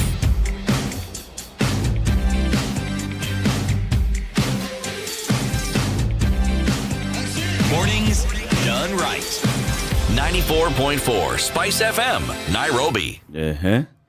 That is the attempt at explaining the bottom-up approach by Alice Wahome, the Kandara MP. Senator Kipchumba Murkomen is in the studio this morning, and he's also now giving us an explanation of the bottom-up approach. You know, Senator, the way you've explained it, this bottom-up economic model, like Ndo even said, is not new. It's been practiced, it's been tried. One of the foremost campaigners for the bottom-up approach is Professor Jeffrey Sachs, who was the UN Secretary General's advisor on Millennium Development Goals, the Sustainable Development Goals at present. He has been working with something called the Millennium Villages, where he says, empower the village and then you will get economic development happening. Now, it appears that what you guys have done is you've gone and copied and what's happening globally. You've basically are riding the global bandwagon, and you've brought it and you have said bottom-up economic model. What we are trying to understand from you is how we contextualize that bottom-up economic model to the Kenyan case with specific examples of this is how we are going to do it. So, for example, when you tell us that you're going to make sure that you empower the wheelbarrow, the boda, the mamamboga. Tell us exactly how. What exactly are you saying that you're going to do that's going to be different from what has been done before? First of all, I heard you, and I want to repeat it. Play the clip by Honorable Wahome. I just want to say this, that first of all, you can't just pick a very small section of one's conversation like we're having here. If someone stutters for us a few minutes, you say, okay, that is all he understands about the bottom-up approach. Of course not. But by no means. No, I'm just saying. We have a lot of respect for Alice Wahome. She's your learned senior. Right? Yeah, that's true. That's so, true. of course, she understands a lot more. But then, if she's not able to clearly articulate what she understands, then there's an issue. But then that is actually Mheshimiwa's point. It doesn't sound to me like she doesn't understand. It sounds to me like she was trying to clear her head. You know how you think your way, but she was talking her way into her thinking. Correct. That's true. So I'm just saying, in that very small period of time, you can make a judgment for an intelligent woman like Alice Wahome as a conclusion of what she is. And two, we are very happy in the Hustler movement that the conversation has changed. From tribe, this coming together with tribe, this other one from this tribal chief making a coalition with this other one, to a conversation about our economy. And this is a good thing. This is already a contribution we are making in our political conversation in the country. And when we promised, and the Deputy President promised a few years ago, that the conversation will change, this is what we meant. That our conversation will shift from which alliance and the other one, and which politician is coming with the other, to the question of interrogating economic models. I want you, Eric, and I want to challenge also those who are challenging us, to also discuss the economic model. Their trickle-down approach, they should come and sit down here and tell us how a model that we've applied for the last 50, almost 60 years since independence, which has not worked, how are they going to make it work? We have said we've tried that model. We have bits and pieces of of bottom-up approach inside our economic implementation for the last 60 years. We are saying we now need to flip it. We are not saying that the bigger corporation should be done away with. We're not saying that they should be punished. We're just saying that they should pay their they make their share of contribution, if it is taxes, equal share like the person who is at the bottom, so that then they are not getting tax breaks at the expense of the person at the bottom. We are saying that if you are talking about capital-intensive investment, this capital-intensive investment should be reduced so that then the other investments can be done across the country. For example, I've given you an example of the 80 major roads. But I'll give you an example also of the Ruiru bullet factory. Why does Kenya need a bullet factory of 4 billion? And at such a time of serious economic crisis. How much do you spend on bullets in our budget? Well, it's already, when we want to ask that question, they tell us a secret. We already have. But is it only for us, or is it something that we can also export? The point is that already the bullets we have in Eldoret, the factory that we have, a bullet factory in Eldoret, I think is enough for us. Our focus should be to take that 4 billion. Or if you have to invest to expand that bullet factory, give it 1 billion. Take the 3 billion and go and invest in the local economy. So the question you've asked is that we are doing that which has been done before in other parts of the country. If it has been done before and it's working in other countries, in other parts of the world, and it's making those countries do better, it's just about us to contextualize in our local level. The same way Americans are doing at the moment. The Biden administration is trying to move the country from Reaganomics, which is the trickle-down economics of President Reagan, properly popularized by President Reagan, to now a bottom-up approach where investments are going to be put at local level. That is what we all want to do. You know the one thing that I'm not hearing, and I think even CT said the same, is the how, is the specifics. So, for example, when we say let's remove money from mega projects and take them to the bottom, let's remove money from guns factory and take it to the bottom. Correct. How? I told you, number one, make capital available. Create a fund in every constituency. Put in place 100 million shillings for every constituency to be accessed by hustlers at the local level. You asked me about border sector. Organize them in terms of circles. Put resources inside that. Let them reinvest those resources either in buildings or in other investments at the local level, which can give them resources, or even in establishing the cottage industries we are talking about. You asked me about, I'll give you the example of hawkers. Organize hawkers. Don't criminalize hustlers. Hawkers they are not. They are not. They are organized. I'm saying recognize hawkers in a legal framework and give them the opportunity and places they are going to run their trade within our urban areas without chasing them around. So what are we saying? Are we saying building markets, or what are we saying? Specifically, now let's talk about hawkers. So we have hawkers in Nairobi. Yes, exactly. Are we saying that we build a hawkers market? Provide, you don't even need to. Or are we saying that we allow hawkers to operate willy-nilly? What are we saying? No, you go for the specific. You can say, for example, make sure that they are in a circle. Then they can access capital. 2, make sure that certain streets, like other parts of the world, you say Koinange Street on Tuesday, where they will be hawking there. Moy Avenue will be on Sundays. Like the way they block certain streets in major capitals in the world for people to come and sell their trade there. Make them feel, stop the idea that... This conversation... The Kibaki administration had this conversation. Correct. The Jubilee Alliance had this conversation. Yeah. The Jubilee Party had this conversation. But they didn't have hustlers on the table. All these people not we are saying they didn't have hustlers. They didn't have hustlers because on the I'm table. talking about just the issue of the hawkers. Yeah. And saying let's establish hawkers markets. Yes. Mwai Kibaki said let's establish hawkers markets. Correct. Right? Yeah. And we started building one in Westlands, which to date is still being built. I'll tell you what talked the about problem building is. others. Mwai Kibaki's government talked about let's create, in fact, Koinange Street in Nairobi on Sundays was going to be a hawkers market. Yeah. There was a whole lot of pushback. Yeah. Jubilee coalition, when it was coming up, URP, TNA and the others, when they were campaigning, it was the same thing. Hawkers, let's recognize them. Jubilee administration of the party, same conversation. I'm just wondering, these stories we keep hearing, now you're just branding it and calling it bottom up, but if we have not seen any willingness by the same principles to move it forward, how do we expect it to be different? This is the difference. In all those administrations, the hawkers were not on the table. We are promising 2 things. Bottom-up approach in terms of bottom-up approach economic model, but also bottom-up approach in terms of governance. We are saying that decision-making is no longer going to be from the big men coming down. It's not going to be elite-based. We are going to ensure that every decision we make is informed by the stakeholders from bottom up. So it's not just bottom-up economics, but it's also bottom-up governance structure. So that then, when the things you are talking about are things that have been, the answers I'm giving you are answers that have come from hawkers themselves.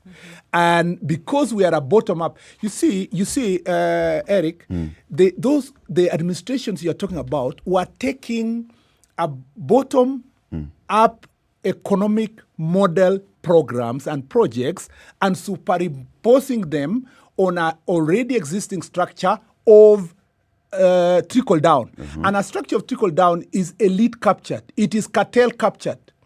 The reason why laws and regulations are always being passed to benefit the bigger corporations is because the trickle down approach is already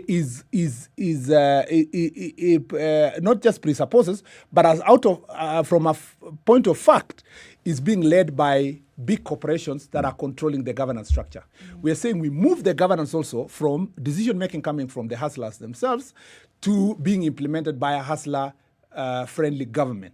That's why we are so different from all the others. The others cannot even dare. All these other, if you see these Mudavadis, Raila Odinga, Kalonzo, why they are so scared about bottom-up approach is because they cannot dare their sponsors. Their sponsors are telling them we must continue the old models of putting money to big corporations. We are disrupting the discussion. All right. We are disrupting the economic model that is existing, the status quo, and saying, ladies and gentlemen, it is time the hustlers come to the table of conversation. How is that happening today? And I'm going to give you context for this question. If somebody were to present themselves in a particular position, one of the first questions that they're often asked is, show me your credentials. Show me your lived experience. Show Your resume. me your resume. Show me what it is that you've done in the past. Show me your track record. Correct. In this very thing that you say you want to do, where have we seen it happen? Of the principles, of the hustlers that you say are on the table, where has this been done for Kenyans to see, actually, you know what? This has been happening in this area. This has been happening in this area. It is clear that it can work. And so we want to give these individuals an opportunity to come and be able to do that. Where has it happened? Charles, and if it has not, why? Charles and then how can we be guaranteed that it will then happen coming into government with the promises that we've seen being made in the past over and over and over again and have never come to fruition? Charles has already given some of the examples that in the past, and I'm sure you're not asking about the hawkers, you're asking about the model itself, where it has been happening. Even the hawkers that you I'm said saying on the table, where have across. they been involved? You're talking Where about have they been across, involved exactly. In decision making, for example. In the 80s, there was an experiment attempted by Moi's government called District Focus for Rural Development, which brought together, leaders at the district level and agree on development. But its only demerit, so its weakness at that point in time, was that it was the leaders only who were coming to the district headquarters to decide decisions and development for the district. We also, and Charles has given good examples, when KFA was running, AFC was properly funded. The agriculture sector was growing, and you had proper regulation on the tea sector, coffee sector.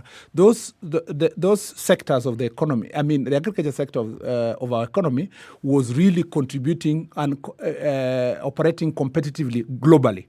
Why? Because decisions were being made by the farmers themselves. Those the farmers. That's why it's called Kenya Farmers Association, because the farmers themselves were in governance.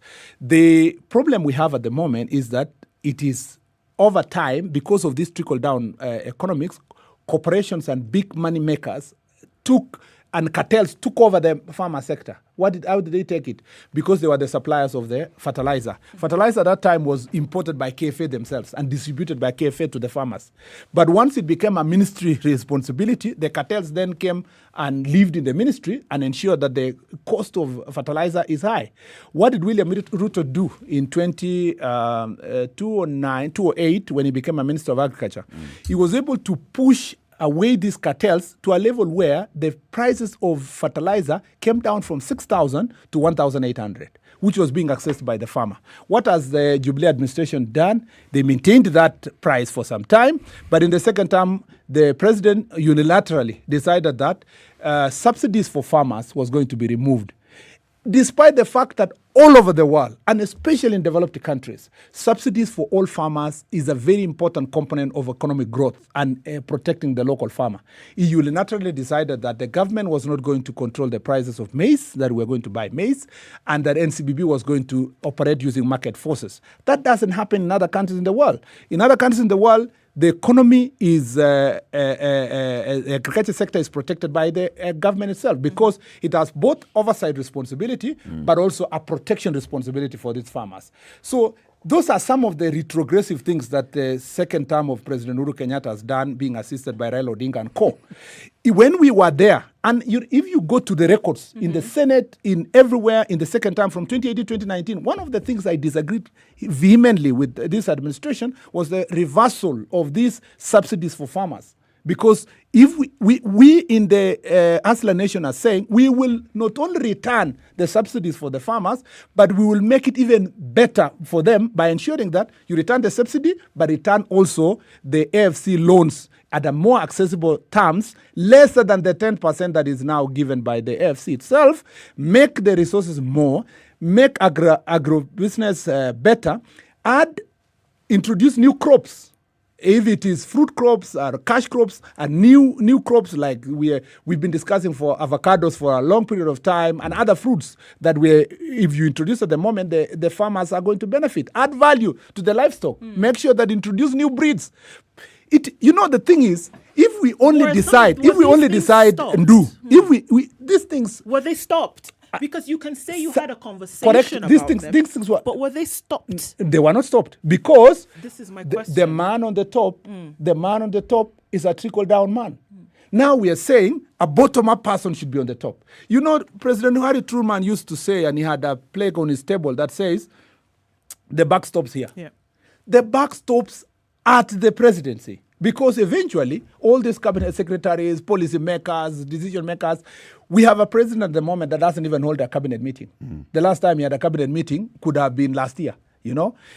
We do not have accountable governance structure in the country. We are saying we want to return, we now want to elect a hustler's president whose decision making will be bottom up. His accountability structure, he has told Kenyans, I'm selling to you my track record as a minister of higher education. I did the following things to ensure that we move education fast from focus on just university education and degrees for the sake of it to skills-based.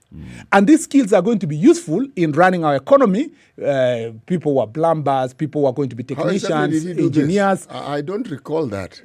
Because you need to joke your memory.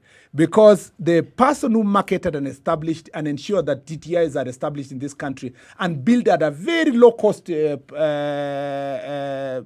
amount is William Ruto. That one you cannot take away from him. So he pushed for the revamping of TVETs. Of TVETs and ensure that the cost, usually TVETs used to be built using 200 million, 300 million. All the TVETs in the country have been built using 50 million shillings because they ensure they centralize the architectural work, the designs, and all the model that is used in all the constituencies across the country. And we have now almost 200 technical institutions across the country offering different courses and well equipped with machines. And we believe that foundation that he laid then is now going to be the foundation that we are going to use for bottom-up approach. Is work in the Ministry of Agriculture, focusing on the farmer, making sure that subsidies are lowered. Is going to be some of the few examples we can say directly, this is his contribution. Even in the first term of Jubilee administration. All these things that we've talked about. So I don't remember, for example, Agriculture Minister William Ruto talking about reviving KFA, revamping AFC, reviving farmers' cooperatives and such. I don't remember. Remember, you are forgetting that even though he was the Minister of Agriculture, there was also Minister of Cooperatives. So somebody else was in charge of cooperatives who did a fantastic job. My friend Njeru Ndwiga. Yes. He was a fantastic Minister of Cooperatives. On the cooperatives front now. And cooperatives were performing dismally before 2002. When President Mwai Kibaki came to office, Njeru Ndwiga became the first minister of cooperatives under Mwai Kibaki, and he did a fantastic job. I remember conversations with Njeru Ndwiga. Correct. I'm now. How about William Ruto, Agriculture Finance Corporation, getting more budgetary allocation so that they can lend more people? Remember, my brother Eric. Even though you are Minister of Agriculture, the overall decision of putting more money in AFC is going to be the decision of the Minister of Finance and the Cabinet. But give credit to President Mwai Kibaki. His government revived the AFC. AFC was gone. It is under his administration that AFC was revived. I don't want to talk about Mwai Kibaki. I want to talk about the hustler narrative. Correct. And I want to talk about the bottom-up approach. Everything you've said, from the perspective of giving us an overview of what you want to do, I actually understand. But what I'm still failing to understand is when you talk about, say, 10 million, 100 million shillings being given to every constituency, the structure within which this money will operate, so that you can tell me that, one, we have this agricultural setup in most of these countries. But it's not the product that we're talking about. We're talking about the value addition.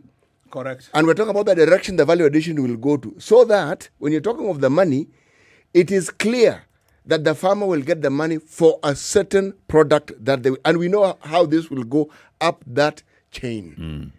I don't hear it.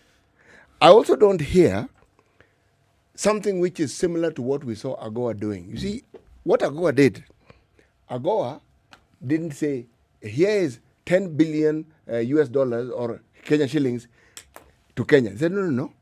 It's opportunities. Set up this, there is a market. Meaning, whatever you produced, you are guaranteed you would be paid. Now, that is a bottom-up approach, if you ask me. Thank there are you, many. Charles. Respond to this after the news. Ah. And we are seeing very many comments as well on social media. Okay. Senator, will you stay behind for another hour so you can respond to this? I can stay for very many comments on social media, for and the sake also of we'll open bottom up the questions. We'll open up the lines as well in the next hour. Good morning. It's now 9 o'clock.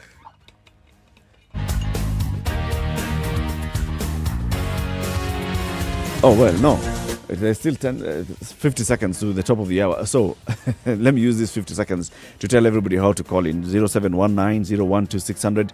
Senator Kipchumba Murkomen talking about the bottom-up economic model. What questions, after listening to his explanation of bottom-up, what questions do you get in your mind? You are free to ask him. Very many of them are coming as well on social media. SpiceFM KE, YouTube, Facebook, Twitter. For example, somebody saying, ask the senator if they'll still support devolution. Bottom-up has been tried elsewhere, for example, Zimbabwe, Central African Republic, Somalia, Haiti, and all those have not seemed to be working. Very many of these questions we'll be asking you in the next hour as well, Senator, so that we can respond and hear people's questions and hear people's concerns. Somebody also talking about the markets that were built by President Mwai Kibaki. This is the hawkers markets in Mudurwa, Toi, Nyayo. Have they been supported by the Jubilee administration? Yes or no? Good morning. It's now 9 a.m.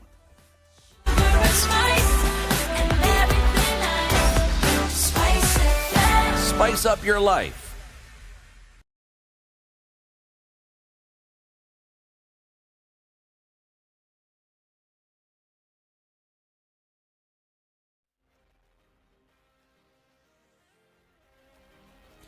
This is Newswire. I'm Dennis Aseto.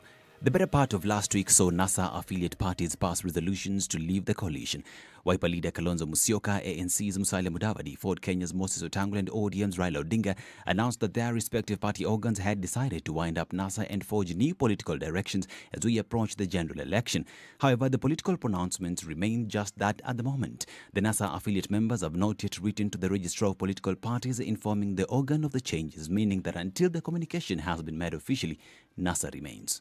ODM has today resolved to formally exit the NASA coalition. Ford Kenya withdraws from NASA coalition with immediate effect. We are going to build a bigger and a better coalition. We have wound up NASA. The formal letters will reach the Registrar of Political Parties. Once we have that meeting very soon, then the letter will be delivered. You don't expect you ratify on Saturday and the same minute you write a letter and the same minute is with the registrar. It's a process.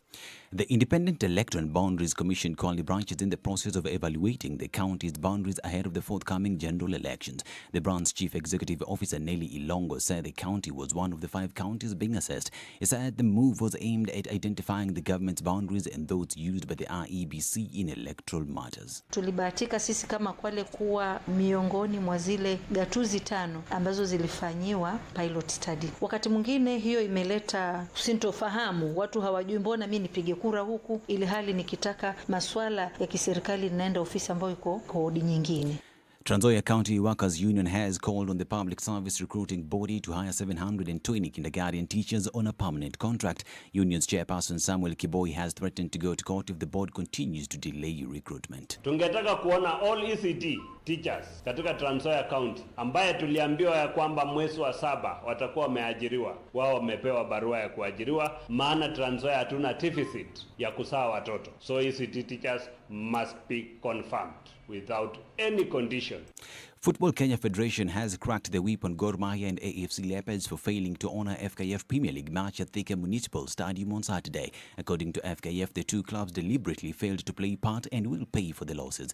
As a result, the chairmen of both clubs have been slapped with a provisional suspension from both football, while the clubs have been deducted a total of 10 million shillings in fine. Walitupatia venue na hawakuja kwa home venue yao. So, as a result, FC Leopards, besides the 3 points, wamekuwa docked 6 million shillings sanction. Gor Mahia, because walikuwa away, cost yao iko chini, wamekuwa sanctioned 4 million shillings. Already, the TV sponsor has written to us. Kulingana na contract, lazima tuwalipe. Those actions, the Leagues and Competition Committee wameshapitisha, and we are in the process of serving the clubs. Table ya standing ya ligi inakuwa updated immediately.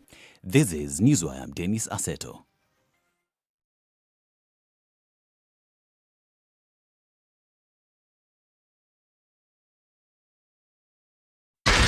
94.4 Spice FM, Nairobi.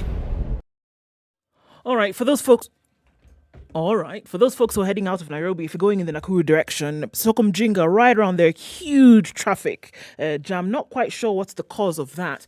But if you're headed out of the city, you need to be very wary of that because it could hold you back a couple of hours. It's been there for about an hour now, and it's not looking like it's going to let up anytime soon. So please watch out for that. We're looking at serious traffic also for those who are not quite sure how to navigate what Mombasa Road looks like, especially after the SGR headed outbound. So a lot of the signage has been pulled down because of the construction. Where to go remains a mystery, and this is causing a lot of traffic. So please watch out for that. We're looking at the normal traffic at about 9 o'clock in most parts of the city. So Langata Road, Ngong Road, absolute mess. Coming off of Thika Road as well doesn't look too pretty. But let's try and navigate as best and as safely as we can. SpiceFMKE on Twitter, that's how you can get in touch. Text on 40127. Let's keep things safe and moving this morning.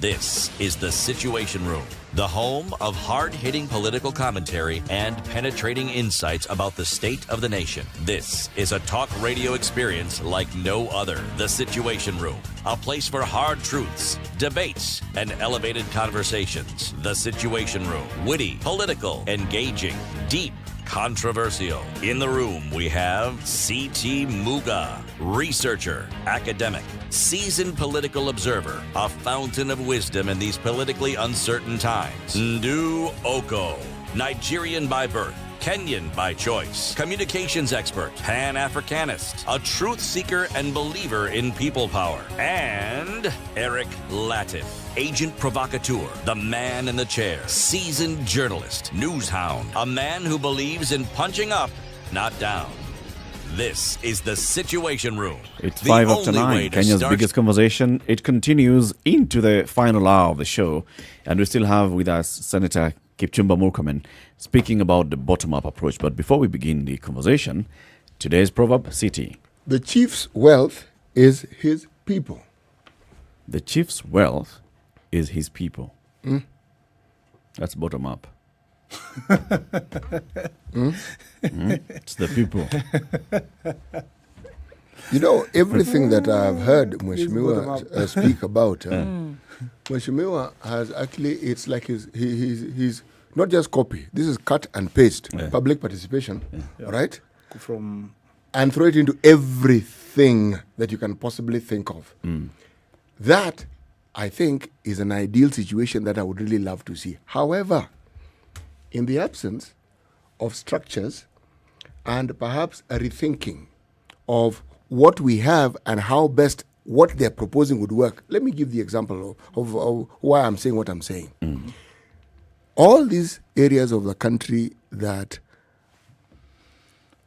are peopled by our subsistence farmers, is this the best use we can put that land to? Why do I ask this question? It isn't spoken of a great deal, but there's something President Moi did, the late former President Moi did, that is paying heavy dividends for the country. Moi opened up the education sector like nobody else has, or probably will, because we are building on the building blocks that President Moi created. Now, an inadvertent thing that happened with the harshness of that particular regime is many people left the country.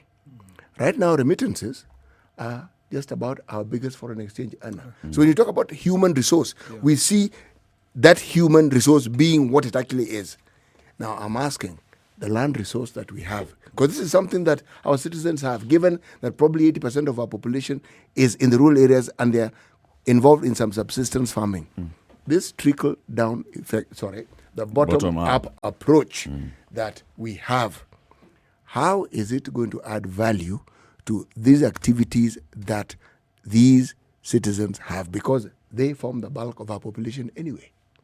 And what is it that you are going to do to this urban population who are predominantly youth that you say, what is the structure that you are going to put in place to ensure that all these ideas that you keep talking about actually produce value? Not just for the sake of, we've said it. What is it, this structure, and how is it going to work? Thank you very much. First of all, so that I don't look like I don't answer questions, there was a question Erica had asked about, I think that we made promises about internet cafes and so forth. Yes, we didn't achieve to the ward level, but at least many constituencies were able to put in place at least one, and in others more than one, in 2-3 other wards. Initially, we started with counties, it moved to constituencies. Maybe the best way is to ensure that internet, which unfortunately recently was taxed, is more accessible to as many people as possible through their mobile phones, because we are one of the countries that has a better mobile access. If you've traveled, even in more developed countries, you don't have the kind of access we have in this country. We can make it better by working with the private sector to ensure that the cost and the cost of accessing internet is higher than just the cafes we were promising in every constituency. So a good idea can give way to a better idea. Even the ideas we're giving here, if Charles has a better idea, we will be able to incorporate that better idea. The other thing that Charles had raised was about AGOA. AGOA is an antithesis of what we are discussing about bottom-up. Why? Because AGOA largely exports jobs. You're talking about your sourcing of the material from another country, maybe Bangladesh and so forth. You're going to create an EPZ in Mombasa Road down there at the river. And then that EPZ in at the river, the people working there come from, have already sourced materials from other countries, including the yarn. So what we are talking about is not the AGOA type of industrialization. AGOA is tokenism. At least I know it a little bit because I participated partly in some of its negotiation. Then how did you get to negotiate these negative things if you're part of the negotiation? No, I'm saying that time as an academician, I wasn't like a government official. And it was in my previous years before I became a senator. So you sold us short? No, not at all. And even when I was negotiating that time, it was not on behalf of Kenya. I was working for some farm in Washington D.C. So it's a different. At least I just wanted to let you know that I know what's happening in AGOA, and all these things about industrialization. And I want to come now to your question: is if we talk about agriculture and we're talking about specifics of agriculture, first make agriculture attractive to younger generation, who are the inheritors of the land and the wealth that their forefathers left to them. If you go to most parts of North Rift, there is a greater subdivision of land at the moment. One of the things that we've been preaching through county governments is that you want people to leave land consolidation, to allow the land to continue being consolidated. They can live in one area of the land and farm the other part of the land. But that will not be possible until you demonstrate that agriculture is productive. And it's productive in which way? Change the crops. If you go to a few of the counties, and including Uasin Gishu and Nandi and partly Elgeyo Marakwet, there has been a message being preached by the county government, and it's really working in Uasin Gishu because they're giving the seeds to the farmers. They give new seeds for avocado, for macadamia to farmers, and they give them extension services. There is a gentleman who is, I think, a professor in matters agriculture, who has established an orchard in Uasin Gishu. And many people are coming to see, you don't have to do maize if you want to become rich. Sure. You can change to another crop, and this crop has a specification of what are the seeds. You have the information, what are the where do you get the seeds, what fertilizer do you use, what manure should you use, and where is the market. Now, the next step in this bottom-up approach is to make sure that you do contracted farming. The farmer knows for sure that if I do of avocados or if I do maize, I know the buyer will be so and so. And you already have a template of where you are selling. Now, how best can you be able to improve this? Create cottage industries. Let these products be processed, even if it's not to its ultimate completion. You process to a certain level where it can become easy to export, or becomes, if you talk about coffee, for example, roasting itself, what we are doing in the Senate in the coffee bill, which we've just finished, is to ensure that you separate the person who is going to buy the coffee from the person who is going to store the coffee. Because then the people who used to store the coffee are the buyers, and they are the same marketers. Yeah. So you need to separate responsibilities so that ensure that these people can not create some kind of a cartel. There's a lot, and by the way, Charles, I'm lifting this from the document we have. I'm lifting from my mind, from the few things I've read. I'm not an expert in agriculture. I'm a lawyer. Yeah, I'm not an expert economist. But from the work we've done as a team, these are some of the things we are planning to do. And also for a person who is attempting, I am one of the people who is trying to attempt agriculture farming, exactly what I'm talking about. The way in which you're saying this, Yeah.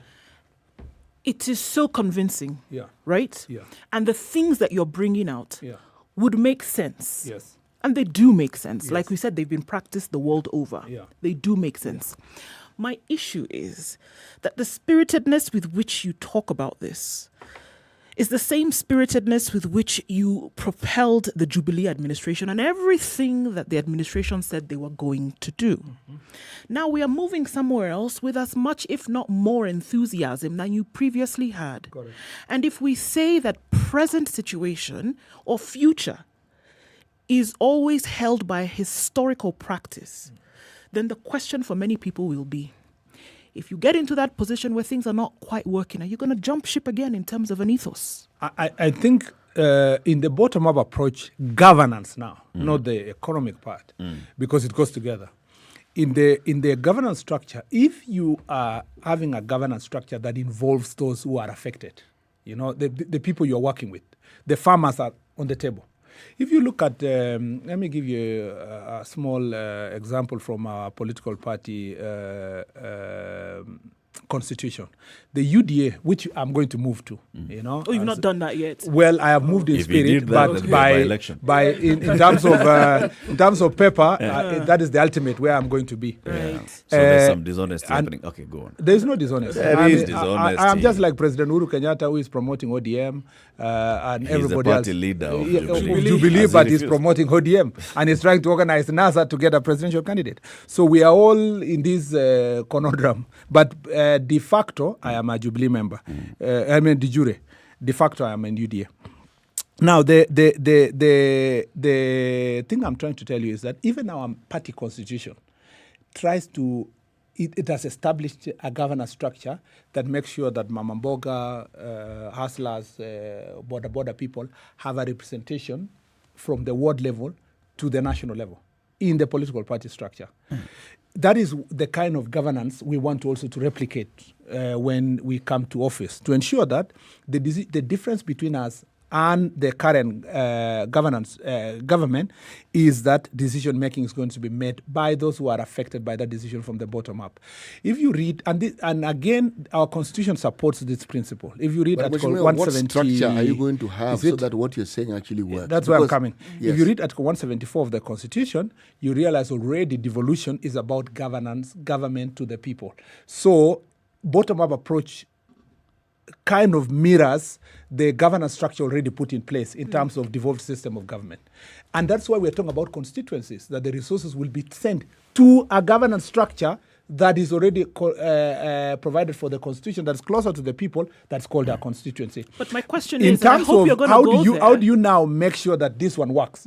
You make sure that you bring, do you know why every government comes with various laws passed by the cabinet? Is so that it can put into effect their manifesto. Once a manifesto is voted for by the people of Kenya, the cabinet, the first responsibility of the president and his cabinet is to go and sit down with the attorney general and the whole cabinet and say, now, which laws are we going to enact afresh? Translate manifesto into action. Into action through legal framework. But my question is this, and I'm going to ask it again. How can Kenyans be guaranteed that if something goes wrong, you will not jump ship in terms of a belief, Yeah. and say, actually, you know what? This is maybe let's change it to something else. As opposed to what it would appear right now, that this approach seems very popular and we can use it to ride on the coattails of this political expediency to move forward. How can Kenyans be guaranteed that you will not change as you've already changed? How can we be sure that should you get in the next 5 years, something didn't go right, and then you will change again? We haven't changed. I want Kenyans to appreciate that the administration that is at the moment is led by President Uhuru Kenyatta, of which you're part of. He has not changed. Okay, he's determined to complete this administration as it is. This administration also is not a complete failure. It is not. And I keep going back to the things we did in the first 5 years, which I am aware, because I don't know what has been happening in the second term.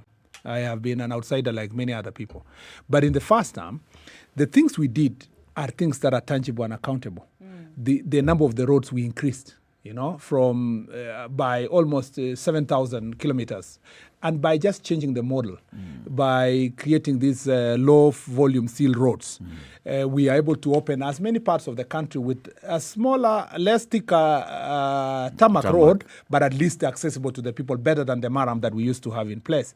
You have electricity access to as many parts of the country. It is improved in this country.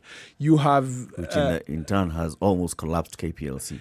I don't think the problems of KPLC are beyond just electricity access, because if that was going to collapse, if there was an institution that should have collapsed, it's the KETRACO, which is involved in the distribution. KPLC is a beneficiary because it just collects manages the meters and collects the money that is paid by the people of Kenya. So the thing... How do you collapse when your job is to distribute something that exists and it exists in plenty? That's why I'm saying the problems of Kenya Power is something else. It would have been over borrowing to do different things or to improve its systems, the problems of corruption and all those. I don't want to go there. Because we are focusing on how do you implement the bottom-up approach. That's why I'm also not going there. Exactly. So the point we are trying to make here is that Jubilee administration was not a total failure. There are things that we are building on because the Jubilee administration put in place. Now, from there, we are saying another person is coming to office with a new fresh thinking. He is not promising a nyayo on everything. He's not saying nitafuata nyayo ya Uhuru. He's saying we are going to move now from this foundation that we have laid. We will flip the model upside down.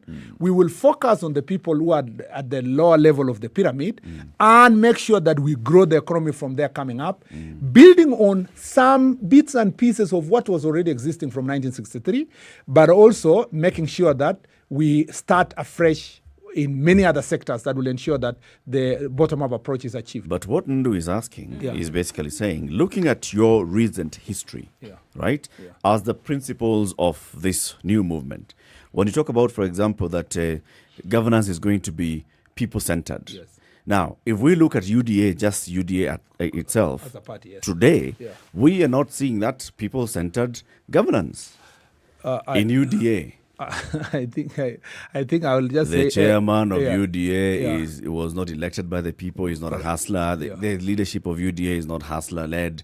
The decision-making at UDA, I've not seen how it has been different from UDA participating in a by-election and Jubilee participating in a by-election, or UDA today as a party and Jubilee as a party. I'm not seeing any difference where members of UDA can say, in Jubilee we were being told, but now because I've moved to UDA, I'm saying. I have not seen that. This is you as the history of the people. You're the same people who have been in power for the last X number of years. And if it's talking about empowering and ensuring that decision-making at the local level is given prominence, would have seen that with devolution. We would have seen a lot of support being given to devolution. This administration, from the first to the second administration of Jubilee, have basically just been holding back on advances on devolution. It is releasing of money to the counties in good time, allowing decision to take place in terms of public participation, allowing public participation to take place at the national level in decisions that are made by the national government. If the administration that you've been a part of has not been fully supporting public participation, how do you expect that the hustler governance model is ever going to work? And from people who have been in this very same government, who have done everything, if I may use your word, an antithesis to the devolution process. And the final one, before you answer that, what are these things that the Deputy President, William Ruto, would have loved to do, but has been curtailed by His Excellency the President, with whom the buck stops? What are these things along this movement that you say, I would have been able to implement had it not been for? What are those? First of all, Eric, you don't know UDA. If you knew UDA, you would appreciate that John Juguna Kawanjiko was elected the other day, who is a hustler, a person of very humble background from Kiambaa. against all odds because UDA gave him a chance, and gave him a chance by having a fair process of picking candidates. You also don't know that there's a hustler called Mudama, who is the chair of UDA, Secretary General called Veronica Maina, and many other hustlers who are there who are volunteering. They are not even being paid. All these people are volunteering because this is a party that doesn't have resources, unlike its sister party, which actually has taken all the resources and chased away everybody else from the party. So I think you need to go to the definition of who is a hustler. I hope you don't believe that a hustler is a poor person. Or that all hustlers are poor. I've seen that conversation. Tell us, who is a hustler? So who's a hustler? Hustler is a person who is making a living through hard work. Hard work. That's why we are calling our slogan is Kazi ni Kazi. It's a wheelbarrow. And I find it ridiculous. I saw my colleague Muthui Kilonzo was here the other day making fun about this wheelbarrow. How can you give people wheelbarrow?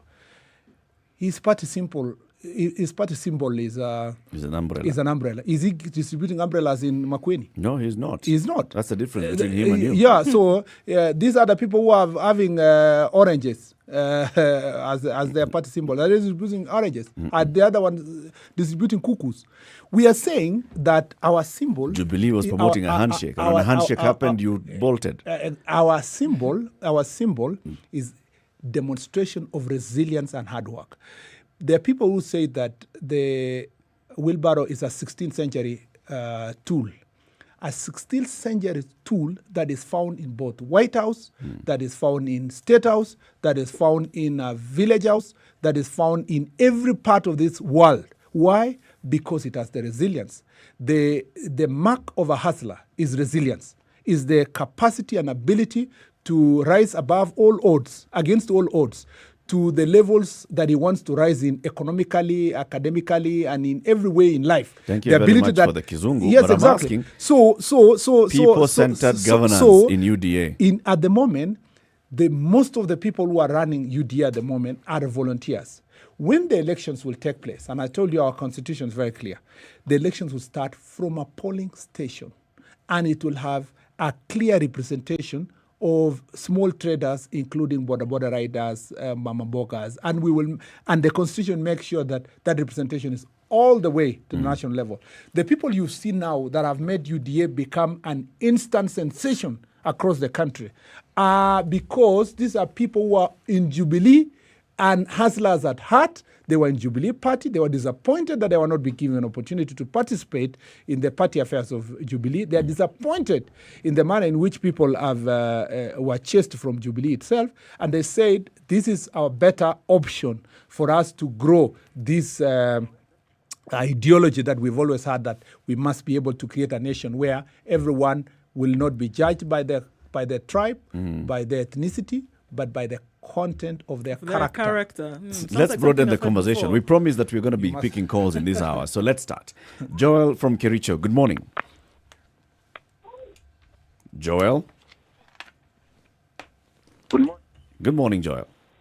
Habari asubuhi. Salama kabisa. Salamia Senator Kipchumba Murkomen. Yes, Joel, namesalimika. Salama sana baba, nimeshukuru sana. Unajua vile unaeleza? Yes. Hello? Yes. Vile unaeleza mheshimiwa? Yes. Ndio tunajua hapa chini. Kwa hiyo mambo economy hata sisi raia tumechukua huku chini. Na ningependa kutangazia wakati sisi wote tuko kwa UDA. Hiyo ndio jamaa tulienda, tulivugua Jubilee, atakuambia yale maamuzi ambayo alikuwa anafanya na mheshimiwa rais. Mwenyewe hakuhusisha wana jamaa. So sisi wote tuko kwa wheelbarrow. Kabisa 100%. Na nakwambia Eric. So umeelewa hii bottom up yote? Sana hata unajua nini, acha nikwambie Eric. Sisi kama hustlers hustler. Unajua hustler yule mmoja anatafuta. Unaona? So mimi mwenyewe ni hustler na Kericho tumeregister watu 10,000 na tunaendelea kuregister watu wa UDA. Na tuko UDA. Na tulifungua Jubilee. Sawa Joel. Thank you. Paul in Mombasa, good morning. Good morning. Good morning. How are you? Very well, thanks. Hello, good morning. Good morning, Paul. I'm good. I can see Mheshimiwa today. You could have called it a hot seat instead of the SpiceFM today. It's always a hot seat. Too hot. So I can see Mheshimiwa is trying to struggle explaining this thing. The bottom up, actually, which I don't know how bottom it is. He's really praising the first term. But the first term is where we had the Galana Kulalu, which was a great project. We don't know what happened with it. The first term is when we had a very good promise of the laptops, which everyone knows doesn't know where it went. And he himself, from his counties where we had this ambitious project of the dams, which actually those are the things they would be speaking to when they speak of the bottom up, because those would be the dam would have spurred a lot of economic growth in that region. So basically what they are trying to explain is just moving around words, but they don't give us the specifics. Let him just give us the specifics of what bottom up approach.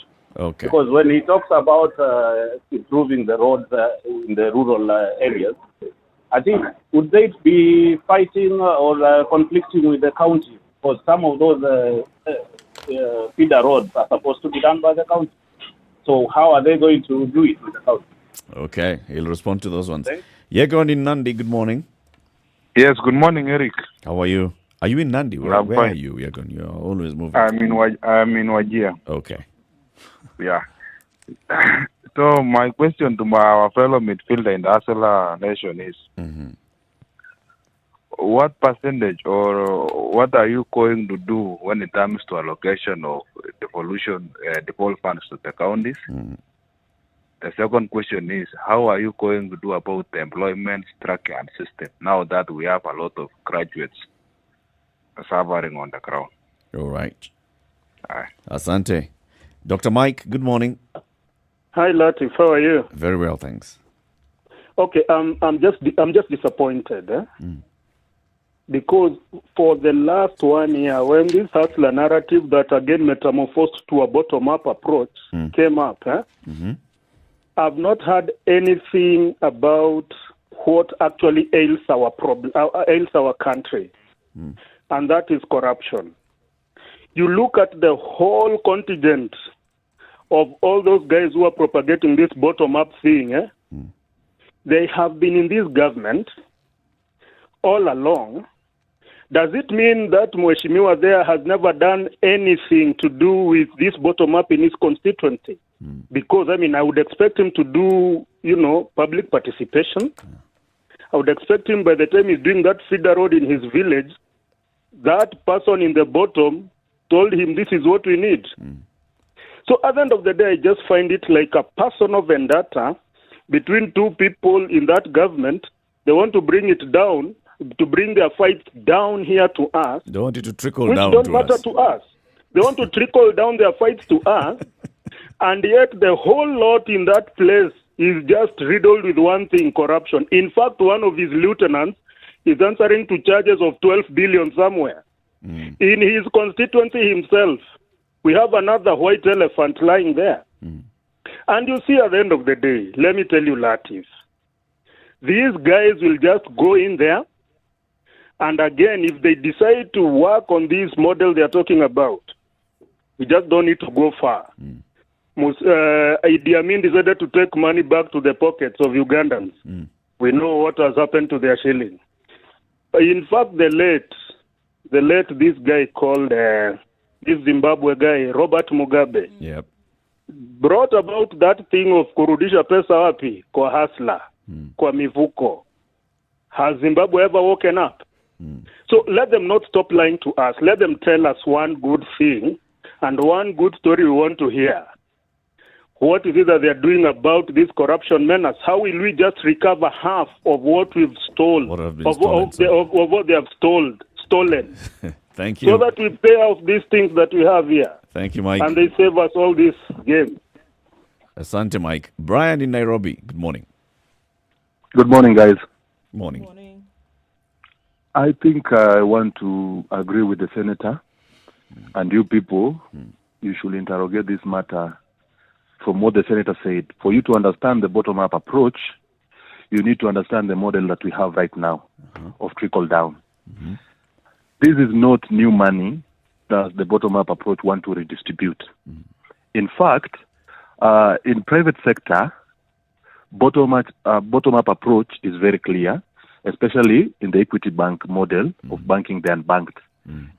Equity customers are not those corporate clients. Equity believed in these people, invested in them by giving them loans, and now it has grown to be a big bank.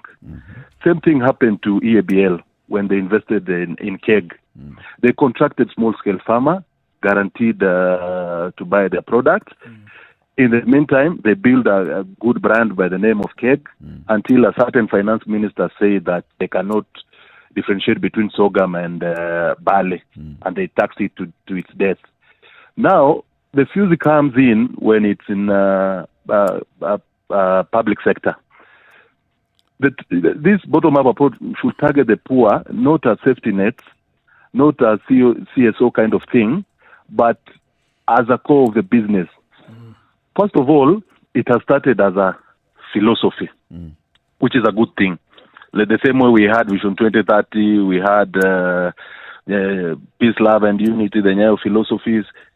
Now we have a bottom-up philosophy, which, when the government now sits, if the Hustlers government gets to have a government, you go to the third stage of strategies and policy now to reach to the bottom. There's no magic bullet in this. We are saying, before you bail out KQ at a tune of 20 billion Kenya shillings, which in fact benefits the few people who leases the aircraft to KQ, that 20 billion, you think also of the people at the bottom of the pyramid. Before you bail out or you inject 100 billion to Mumia Sugar Company, think about those farmers, how you can do it. And a good example is tea farmers. We have a lot of small-scale tea farmers organized in cooperatives, and that's why our tea sector is recognized globally. Somebody arranged those smallholder farmers to a big force, which can be replicated in the entire agricultural sector.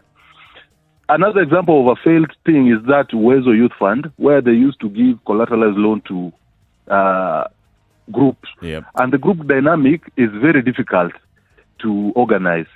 What you can do, for example, in hawkers, you talk about hawkers. Hawkers should form maybe part of cooperative. Government can inject money to train them, to give them capacity, the same way other cooperatives have been doing. Then maybe you can give them one license. If you belong to a cooperative, all a hawker needs is one badge that I belong to this cooperative. Maybe the cooperative can be paying something small to the government, but we should decriminalize this stuff of treating small-scale people as not Kenyans. The trickle-down effect is supposed to create jobs. You're supposed to give tax incentive to those big corporations in the hope that they'll invest back in the country. But what do? Look at Safaricom. Now it has gone to invest in Ethiopia, our money. But these small-scale people are on the demand side of the chain. The government now is focusing on the supply side. Brian, you should have been the one here explaining all these things with Murkomen is my friend. We're in the same team. I'm Higgins. He knows me. Thank you very much, Brian. You know, the demand side is the one that stimulates the economy. Because if you give me 10,000 and I have immediate needs, I'll go buy something and the money will move. But you give one person 2 billion shillings, they will stash it in Cayman Island there. Thank you, Brian. Thank you very much. It's 23 minutes to 10. Let's take a break and take a look at traffic and the weather. And then you'll respond to some of those questions that have been asked. Yeah, many people are asking questions as well. Mokomen, if you do not tell us how you are going to deal with corruption, the current theft of public funds, then all you're saying is hot air. What you'll just be creating is a new model to steal and perpetuate corruption. You've got to respond to that. That's the same thing that Dr. Mike was asking you. And then there's somebody else who's saying, I don't understand why these people are not understanding. Bottom up is very clear. Kutoka chini, juu. Yeah, simple. What is simple. Not? What should be confusing you is Tialala and Tibim. Chini kwenda juu.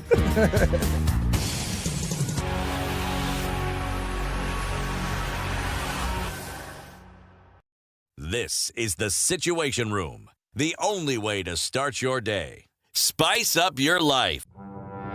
Forgiveness is always conditional. Even before God, There's nothing like unconditional forgiveness. Government doesn't pay you pension until you retire. In fact, they have no money for you. The day you retire, they look for it. This country is punishing many young people. These young people are more susceptible to be deceived, to be taken advantage of, and they're more susceptible to be bought off. Let us also talk about where we want our country to go. You know, we are a population of very young people. We're in a state of capture. The judiciary is under duress. Parliament is in the pocket of the executive. You don't sit and wait for the regime to topple itself. It will never do so. By the way, let me tell you, these guys are so persuasive. I'm telling you, they can persuade you to sell your grandmother. I'm telling you, they can sell sand in the desert. City, has anybody on this program said to you as a guest, saying, "Oh, shut up, we don't want to be told what to do"? Has anybody that kind of... Has anybody been I will not listen. A bit of advice? Because you're working on the premise that we should all pay heed to these proverbs. It's a very suspect notion. This is the Situation Room, the only way to start your day. All right, the sun seems to be peeking through those clouds in Nairobi this morning at 16, highs of 21 and lows of 12. Cloudy conditions at 14 in Nyeri, highs of 19. 23 will be the high in Nakuru. It's cloudy currently at 17. Light rain in Eldoret at 15, highs of 21 and lows of 12. 18 will be the low in Kisumu, that's cloudy at 20. It's also cloudy in Kakamega at 20, highs of 24 and lows of 15. 25 is what it is in Mombasa. It's still raining, highs of 28 and lows of 22. It's 26 and rainy in Malindi as well, highs of 28. 26 will be the high in Kampala. It's mostly sunny at 23. Looking at partly sunny conditions in Dar es Salaam at 25 with highs of 29. 22 will be the high in Joburg. It's warming up slightly at 10 degrees now and sunny. Mostly sunny at 25 in Lagos with highs of 30. And 30 also will be the high in Kinshasa, where it's mostly cloudy. 33 and rising in Beijing. It's sunny this afternoon there. 16 degrees and cloudy in Paris, highs of 23. And sunny conditions in London at 14, highs of 21. It's early Monday morning in New York. It's cloudy, however, at 20. It'll go to highs of 27 and lows of 18.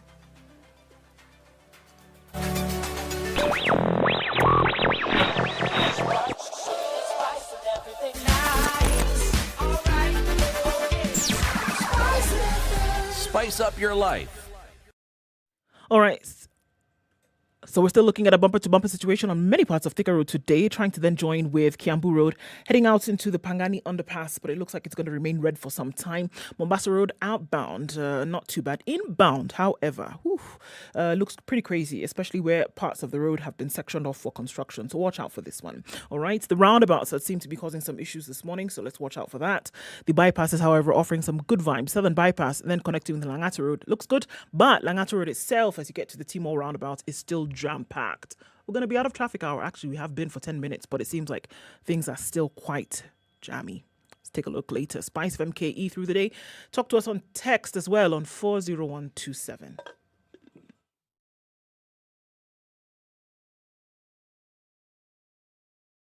Spice and everything nice. All right.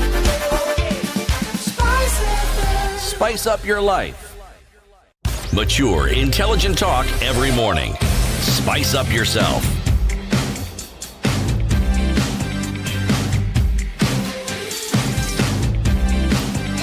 Mornings done right. 94.4 Spice Conversation FM. continues with Kipchumba Murkomen, a Geo Marakwet senator, talking about the bottom-up economic model. Questions that were raised. So, for example, in the first, where you say that you are actively participating in the governance of this country, first 4 years of the Jubilee administration, Galana Kulalu, laptops, dams were initiated, and all these things that turned out to be some corruption scandals, others are not. And the whole issue of corruption that has been there in this whole administration. So, first of all, what role or what part of that corruption do you want to claim?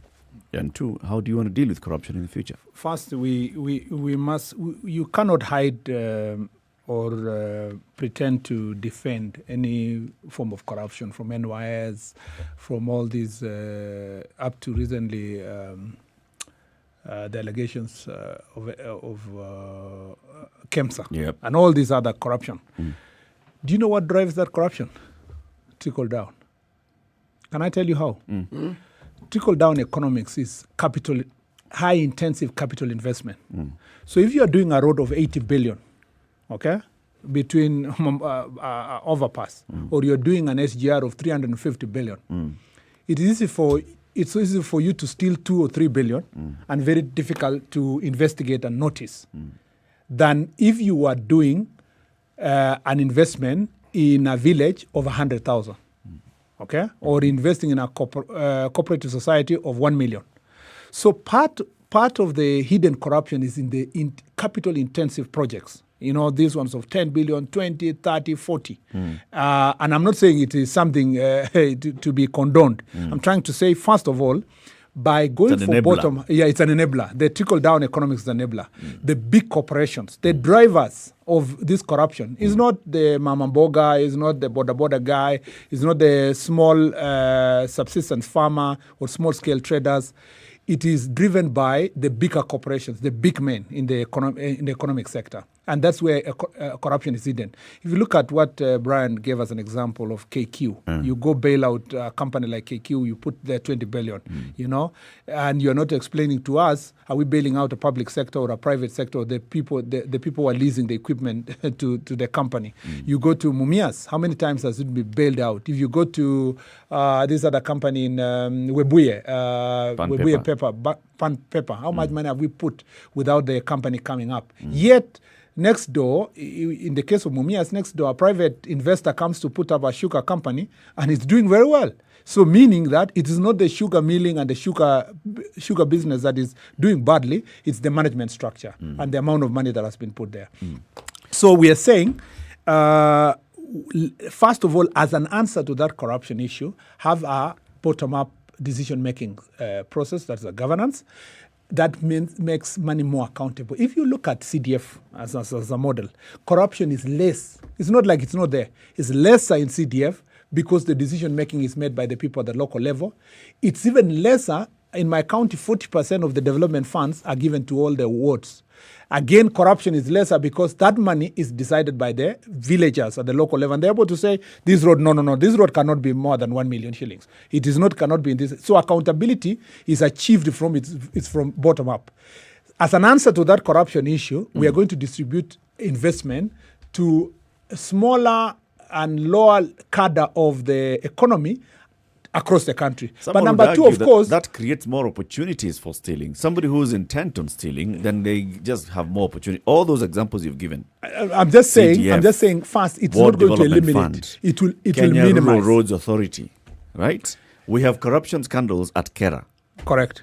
Because they're doing small roads, you know, now those ones, what did you call them? The low feeder roads, the low volume sealed roads right? Across the country, very many contracts being given out. What have we seen? Corruption scandals coming out of Kera and even money laundering allegations coming out of those small road projects. But it is not, Eric, as comparable to having a one project of 80 billion. Or saying, you know, secret contracts of building a bullet factory of 4 billion. It's not. The opportunity to steal in a contract of 5 million is lesser. I mean, you can see. No, the opportunity is not less. It's the amount that is less, Mheshimiwa. No, not just the amount. You see, the accountability mechanism for that smaller road, and especially where the decision has been made at local level, is higher than the ones that is done in 10th floor of a building in Nairobi. Where you do not have that accountability. We have never had the public participation is not there, and if it is even done, it is cosmetic. But the ones that are distributed to smaller entities, and I'm not saying there will be zero corruption. But I'm just saying you minimize. That is one example. But Mheshimiwa, the public participation at that level is actually dependent on you, our elected leaders. That is where it's delegated power, but at that higher level. Yes, correct. You're talking about the higher level projects with lots of money. Correct. I can't go and ask them. Correct. But you, as the representative, the person I have elected representing me, you have the power. Oversight. So it's not as though the oversight doesn't exist. It does exist. But the problem is compliance with people who are at your level. Yeah, so correct. if you're talking about the problem, again, we are still part of the problem. That's a fact. Please carry on. No, that's true. So you are perfectly in order, Charles. That part of the problem of corruption in the country and why it is thriving and why some of these things are going through is that accountability for us, especially those who are in parliament, have not carried out our oversight responsibility properly. But let me go back to a corruption issue. Yes. The other thing is that there has been a lot of interference in terms of the institutions that are fighting corruption in this country to carry out political persecutions and targeted corruption investigations on so and so. It is not a miracle to know in this country that if today I was so and so was a certain governor was to join William Ruto, he would be investigated tomorrow. I mean, and with trumped up charges and so forth. What we are going to do in the Hustler government is to leave those institutions to do their work independently. If we are going to grow this institution to the level where, at least even if it's not to other global levels, to the level South Africa has reached, where to give them credit, their DCI equivalent is a bit independent. The police, even though they are within the police system, so how will they you perform more. How will you make sure that they are independent? By ensuring that you give them more resources and make sure that the institution of DCI is independent from interference by the state. How will you do that? No, by promising Kenyans that we are not going to pick up the president is not going to pick up phone calls and say investigate so, don't investigate so and so. Mheshimiwa, the South African model which we like quoting, you can't quote South Africa without completely giving the background that explains how that economy was built. It was on the backs of the majority Africans and with a skewed system of government that disenfranchised the bulk of its population. That's true. In the same way we talk about the Chinese Revolution and what it has done, and we forget that when Mao and his group came up with the idea, the cost on human lives to get them to the point where they could do what they're doing now. How many of you here have heard of a town called Yu in China? Yeah. How do you spell that? YIWU. YIWU. It is the largest market for small-scale businesses on the planet. It was farmland. It was farmland, change of user, it became that. There are 5.5 million square meters of shops and businesses. But you look at that as a success, but you forget the cost of getting China to exactly where it is From today. where it was, Yes. Now, why am I bringing China into this discussion?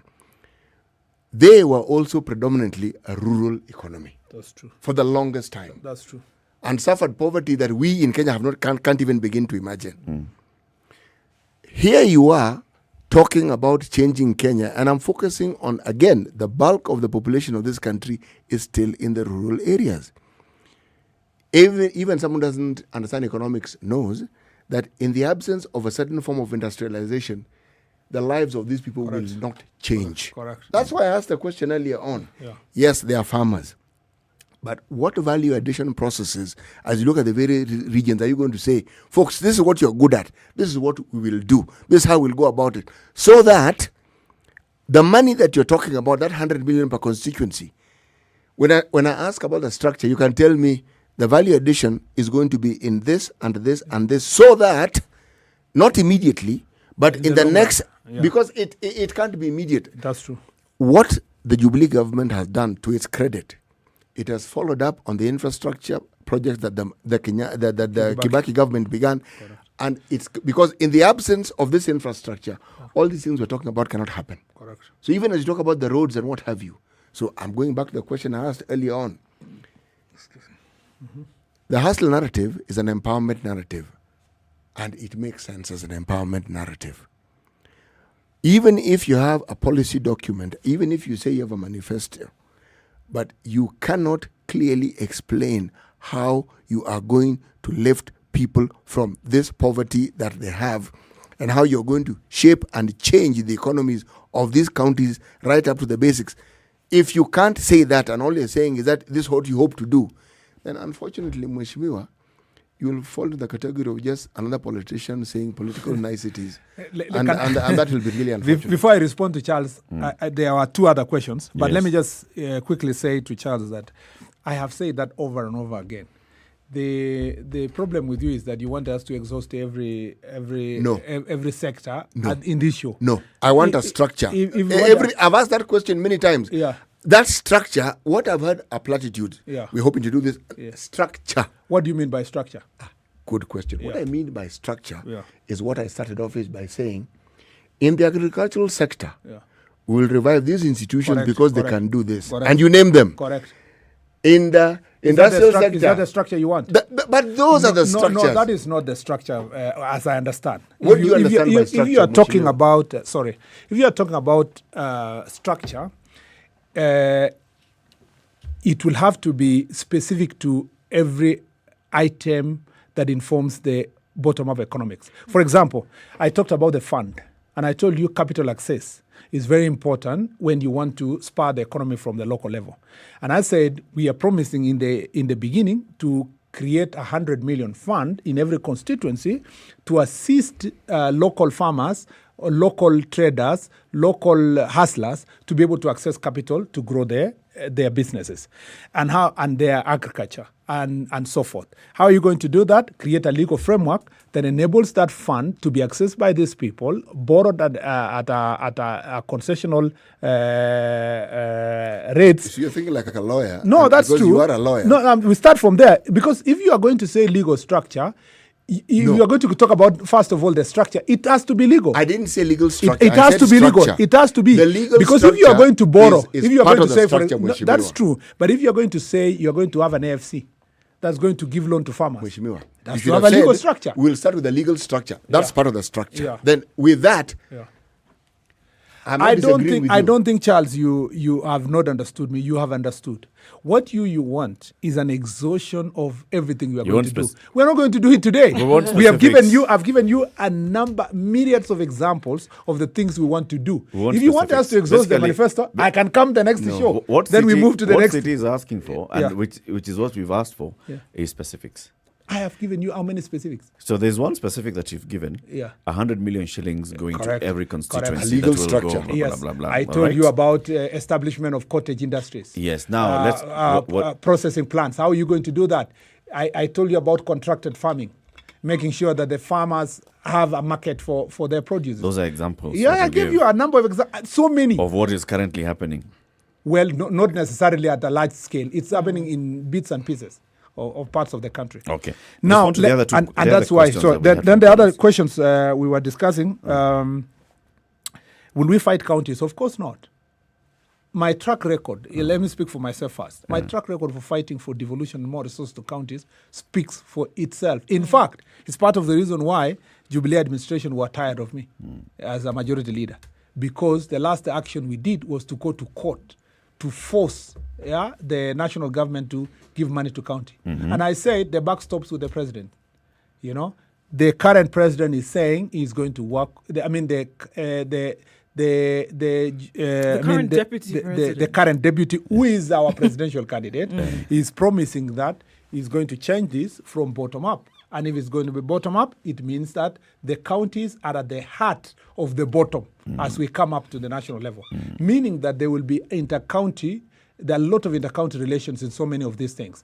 Part of the informing documents that we are working with is already CIDPs, the County Integrated Development Plans that are in the country, that were written by very intelligent people in this nation and gathering dust because implementation is the issue.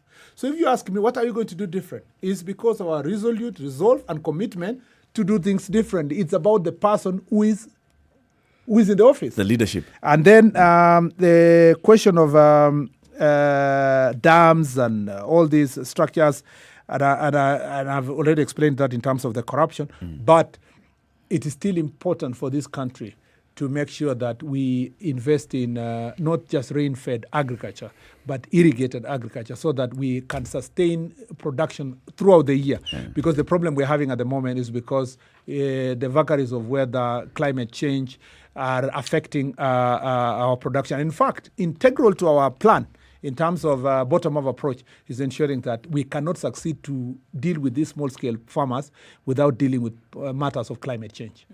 And then the fight trade Idi Amin, I find it very strange that Kenyans give very silly examples every time they discuss their country.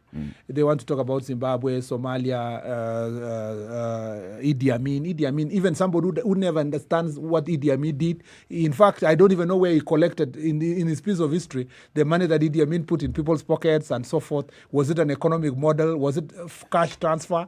You know, he must appreciate first what we are discussing. And I hate when usually we remind people that Malaysia was at the same level with us, Asian tigers, it is because we should mark ourselves with institutions or places we want to go. But you can also learn from mistakes that other we people learn have from made. mistakes. Absolutely. We learn from mistakes, but let's not go and collect. In the neighborhood. Let's not do cherry picking of the negatives for purpose of fighting an idea whose time has come. Finally,